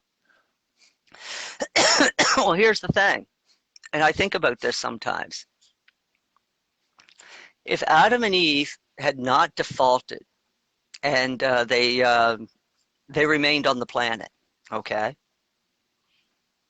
our society would be influenced by them all the way up through the eons, now wouldn't it? How could it not be, right?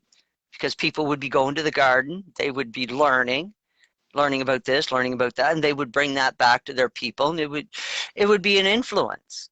And then, you know, and considering how early man was, it's like we would have just ended up mimicking their art, their music, their societal ways. We would have just mimicked it.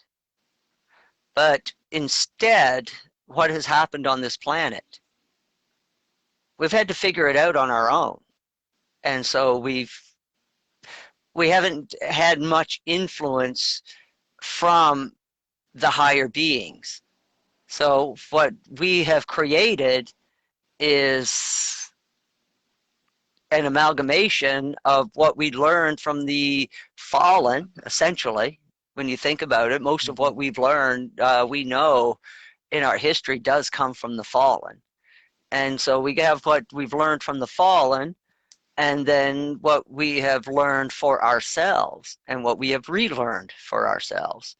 And that has created a very different type of planet. And I sometimes think that it's probably most evident in the music.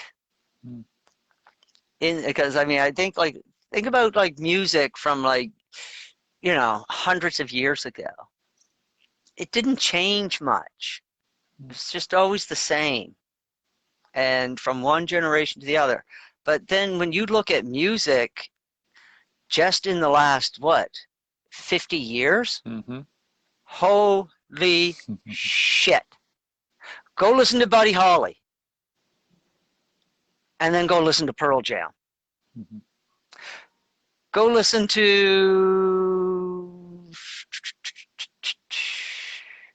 I don't know. Go listen to the Styx. Uh, Go listen to some of the early punk, and now go listen to Headstones. And yeah, you just it's like the difference is night and day. Go listen to some Jimi Hendrix, and then listen to the guitars that are being played today. I mean, Jimi Hendrix stuff. Today's artists, they use that for a warm up now. I mean, that's all that is. That's just Jimi Hendrix. That's a warm up, because we've come so it's evolved so fast and has come so far, and the musical instruments that we have invented, holy smoking, the shit that can be done. I just seen a musical instrument a couple of days ago, and the way that it works, it sounds like three different types of instruments playing at once. Bagpipes, electric guitar, and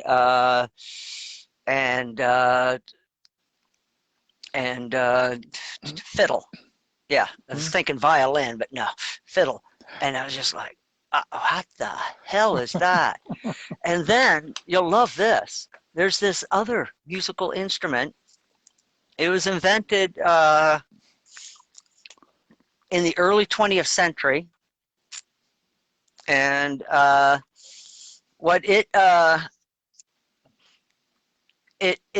works by manipulating the magnetic field. Mm-hmm. And yeah, it's what they used for the theme song of the original series of Star Trek. I think you wave your hands in various places of it, and I've never seen one, but I've heard of it and read descriptions of it and things like that. It's an actual it's plays by non-physical contact. You mess with energy fields is how you play it. oh, yeah, Sounds weird as heck, but it's a cool concept. there's a lady. She's like the master of this instrument, and she did a YouTube video, and with a YouTuber. I don't think she does much herself, but she did it with this YouTuber, and yeah, I was blown away. He tried to play. He never played it before, and he did try to play it, and it's like it was just so non-intuitive to him. But yeah, amazing. Just basically playing music from air. So that's like one amazing instrument just invented within the last 100 years. And then we have the electric guitar. That did not exist before. And I mean, it always blows my mind. It's just like how close an electric guitar can get to a bagpipe.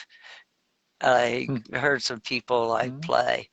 And there was a, you know that the theme for Last of the Mohegans, the one that everybody likes. It's got a name. I don't know if I do. I haven't seen the movie or anything like that. No, there's a theme. It's a soundtrack. Okay. Yeah, there's a theme to a musical score in Last of the Mohegans. It's very popular. Everybody loves it. I came across a video where a guy did it in electric guitar, and I was like, wow, that's amazing, because normally this score is done like with an orchestra and bagpipes, and this guy did it all with the electric guitar, and I was just like, holy shit.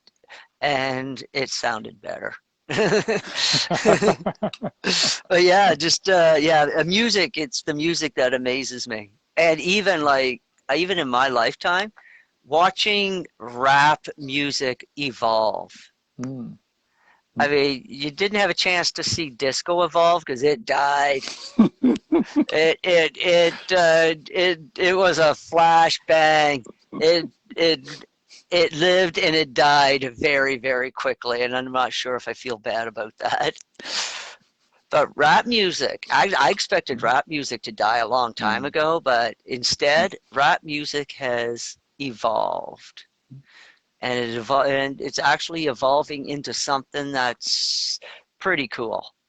Because it was like I remember saying to a buddy, he loved rap, and I used to say to him, I was like, man, I was like, there's some of it I like, but I can't get past.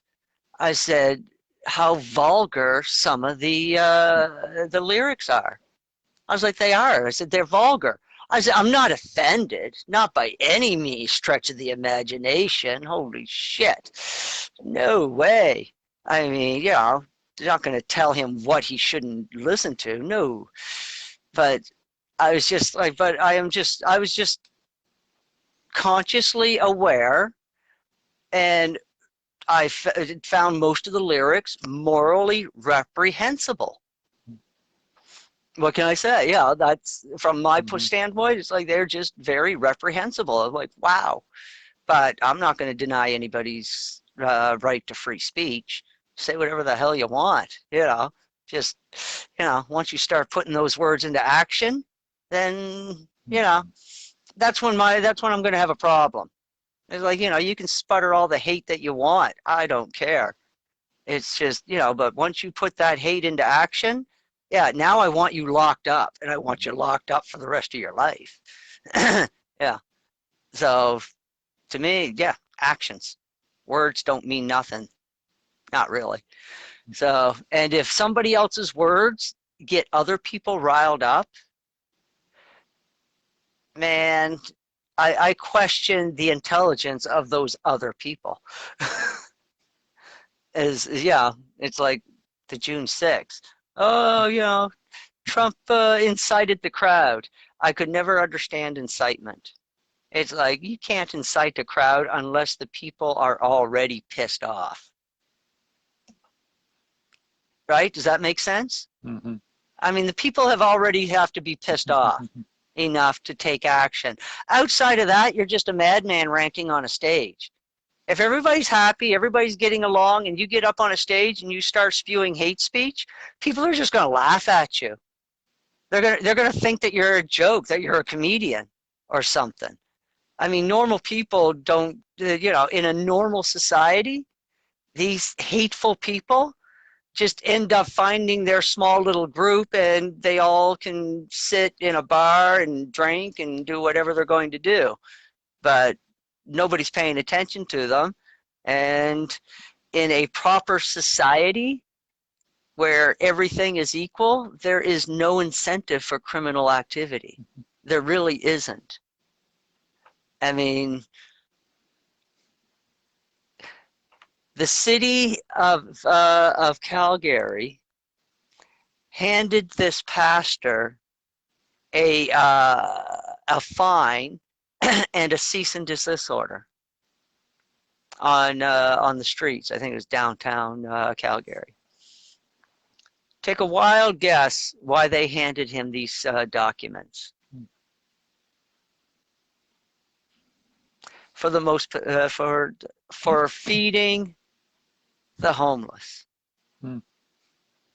For feeding a homeless. And I'm just like, and apparently this is nothing new from the city of Calgary, but now they have COVID to fall back on. And he said it quite plainly, and I agree with him. It's like, what do you think is going to happen when he is not feeding the homeless? Where are these homeless going to go for food? I mean, obviously there isn't any other facility because he's doing this shit out on the street.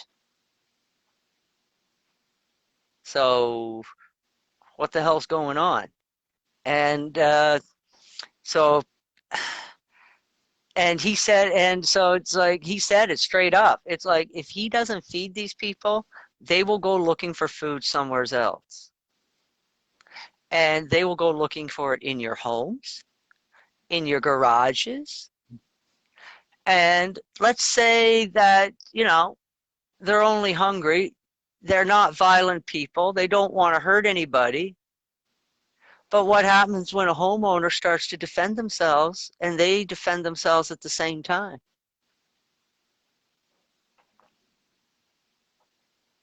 Now we have incidents. Whose fault is it? Well, technically, if you have a guy that's wanting to feed the homeless and the city doesn't let you, it kind of makes it the city's fault. But yeah, it's things that people don't think about at all that in society. It's like there's cause and effect for everything. And I mean, and here's the shitty part. I know what the mayor of the city of Calgary is thinking.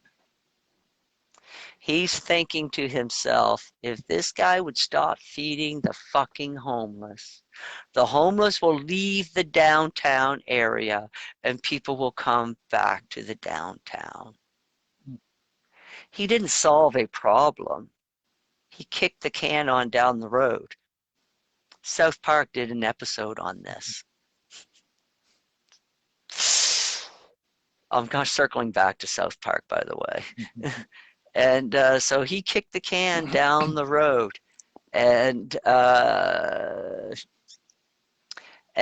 hoped that these people would leave the downtown area without asking the question, where are they going to go? And the pastor is right. They're going to go to your homes. They're going to go to your local supermarkets. The crime rate is going to go up. They're going to end up being put incarcerated, put through the system. Hell, I remember back in St. John, there would be bums on the street. Come wintertime, find themselves a nice big brick and throw it through a window in an uptown shop and wait for the police to come and arrest them. 6 months, misdemeanor. So they would go to jail for 6 months. They were warm. They got to eat decent food. Jail's not so bad if you know everybody. But yeah, this was their career. But of course, you can imagine what kind of a strain that was putting on the system, now don't you? And I just kept on thinking to myself, it's like these people are going to commit crimes and they're going to go through the court system, so you're going to end up housing them anyways. Really, when you think about it, right? Why not just build the facility for them to begin with? I don't give a shit. Make all these homeless shelters like a fucking jail. Small cells, slab for a bed, here's your shit. Guess what? It's fucking, you're out of here in the morning. This is only a place to sleep. That's all this is. Man, you'd probably, the provinces would save themselves a lot of hassle when it came to the homeless. I mean, personally, I think, yeah, let's shelter the homeless, but if we make it uncomfortable, guess what? They're going to keep an eye out for opportunity to get out of that situation. Right? I know I would. If certain circumstances happened and I had to go through some kind of, I ended up in a situation like that, if I'm uncomfortable but I'm still alive and able to function and at least have a place to shave, clean up, and be able to go out and do interviews for a job, I mean, that's better than living on the street and smelling like garbage all the time, don't you think? I mean, if we provided facilities like that for the homeless, it's not a comfortable situation because it's basically a cell. It's got no door, so fuck you for your privacy. It's like, you know, so this is not a long-term plan for your life, is what I would be saying. But hey, it's a helping hand for you to get, like, to find that opportunity to get out there and do something with yourself. And it's like, and if you want to make it your lifetime career, if that's the kind of personality that you're at, well, then it's going to be yeah, you'll be warm at night. You'll get one meal a day and then fucking out the door for the day. We don't want to see you until tonight. Why? Oh, by the way, take all your shit with you because how we clean these cells is with a fire hose and a drain in the center. So now you have no place for your belongings. You're fucking right. And I'll tell you, people would start, like I said, it's uncomfortable. Everything that you own is in a backpack that you got to walk out the door with. Well, you know what? Still, it's a warm place to sleep. It's one meal a day. Out the door you go. You figure out the rest for yourself. How much more opportunity should any society give any of its vagabonds? Man, I'd love to fucking see people comment on that shit. I'd probably offended every SJW on the fucking planet right now. Why do I feel warm and fuzzy inside about it? But I mean, does that sound like a way to deal with the situation? Is like, yeah, just, I mean, how many empty buildings are there in downtown now? How many empty? Yeah, it's better than the way they do it now. Should work. I mean, you're not talking about much. You're talking about a building that you're heating. Well, there's plenty of empty buildings in cities that can be converted, and they have to be heated anyways, because if you don't heat the building, the foundation is going to crack, and, well, these buildings are not cheap to put up to begin with. And we had there's the, I don't know what's going on in the Sears building at 4th and Broad since they sold. We had a new bus terminal downtown for a few years. Not sure what they're doing with it. These are empty buildings and they still have heat. And I'll tell you, I know they all have heat in them. You know why I know that they all have heat going on in them? Because I used to work for a company that serviced those buildings, and we actually had to go in there and replace a furnace in an empty fucking building. I couldn't even fucking believe that shit. I'm looking around at this building. It's just, it's gone to shit. It's the old police station. And it's like, they've got some like ambulances and emergency vehicles parked down in the garage, but the garage isn't very big, so that's not enough to justify shit. And I'm like, fucking, in the rest of this building, I mean, it's just, I mean, there's just, all that's in the rooms is just shit that they didn't want to take. And it's like shit scattered everywhere. I mean, some of it is set up neatly, but for the most part, this whole fucking building is in absolute chaos. And you can tell which rooms people have broken into. People have broken into this building. They've trashed things. And other shit like that. And I'm just like, well, what the fuck? Oh, yeah. Anyways, my phone's down to 15%, and I'm not set up to plug it in. And we're at we're at 2 hours 43 minutes. Oh shit! I guess I'm not getting back to South Park. Oh, it.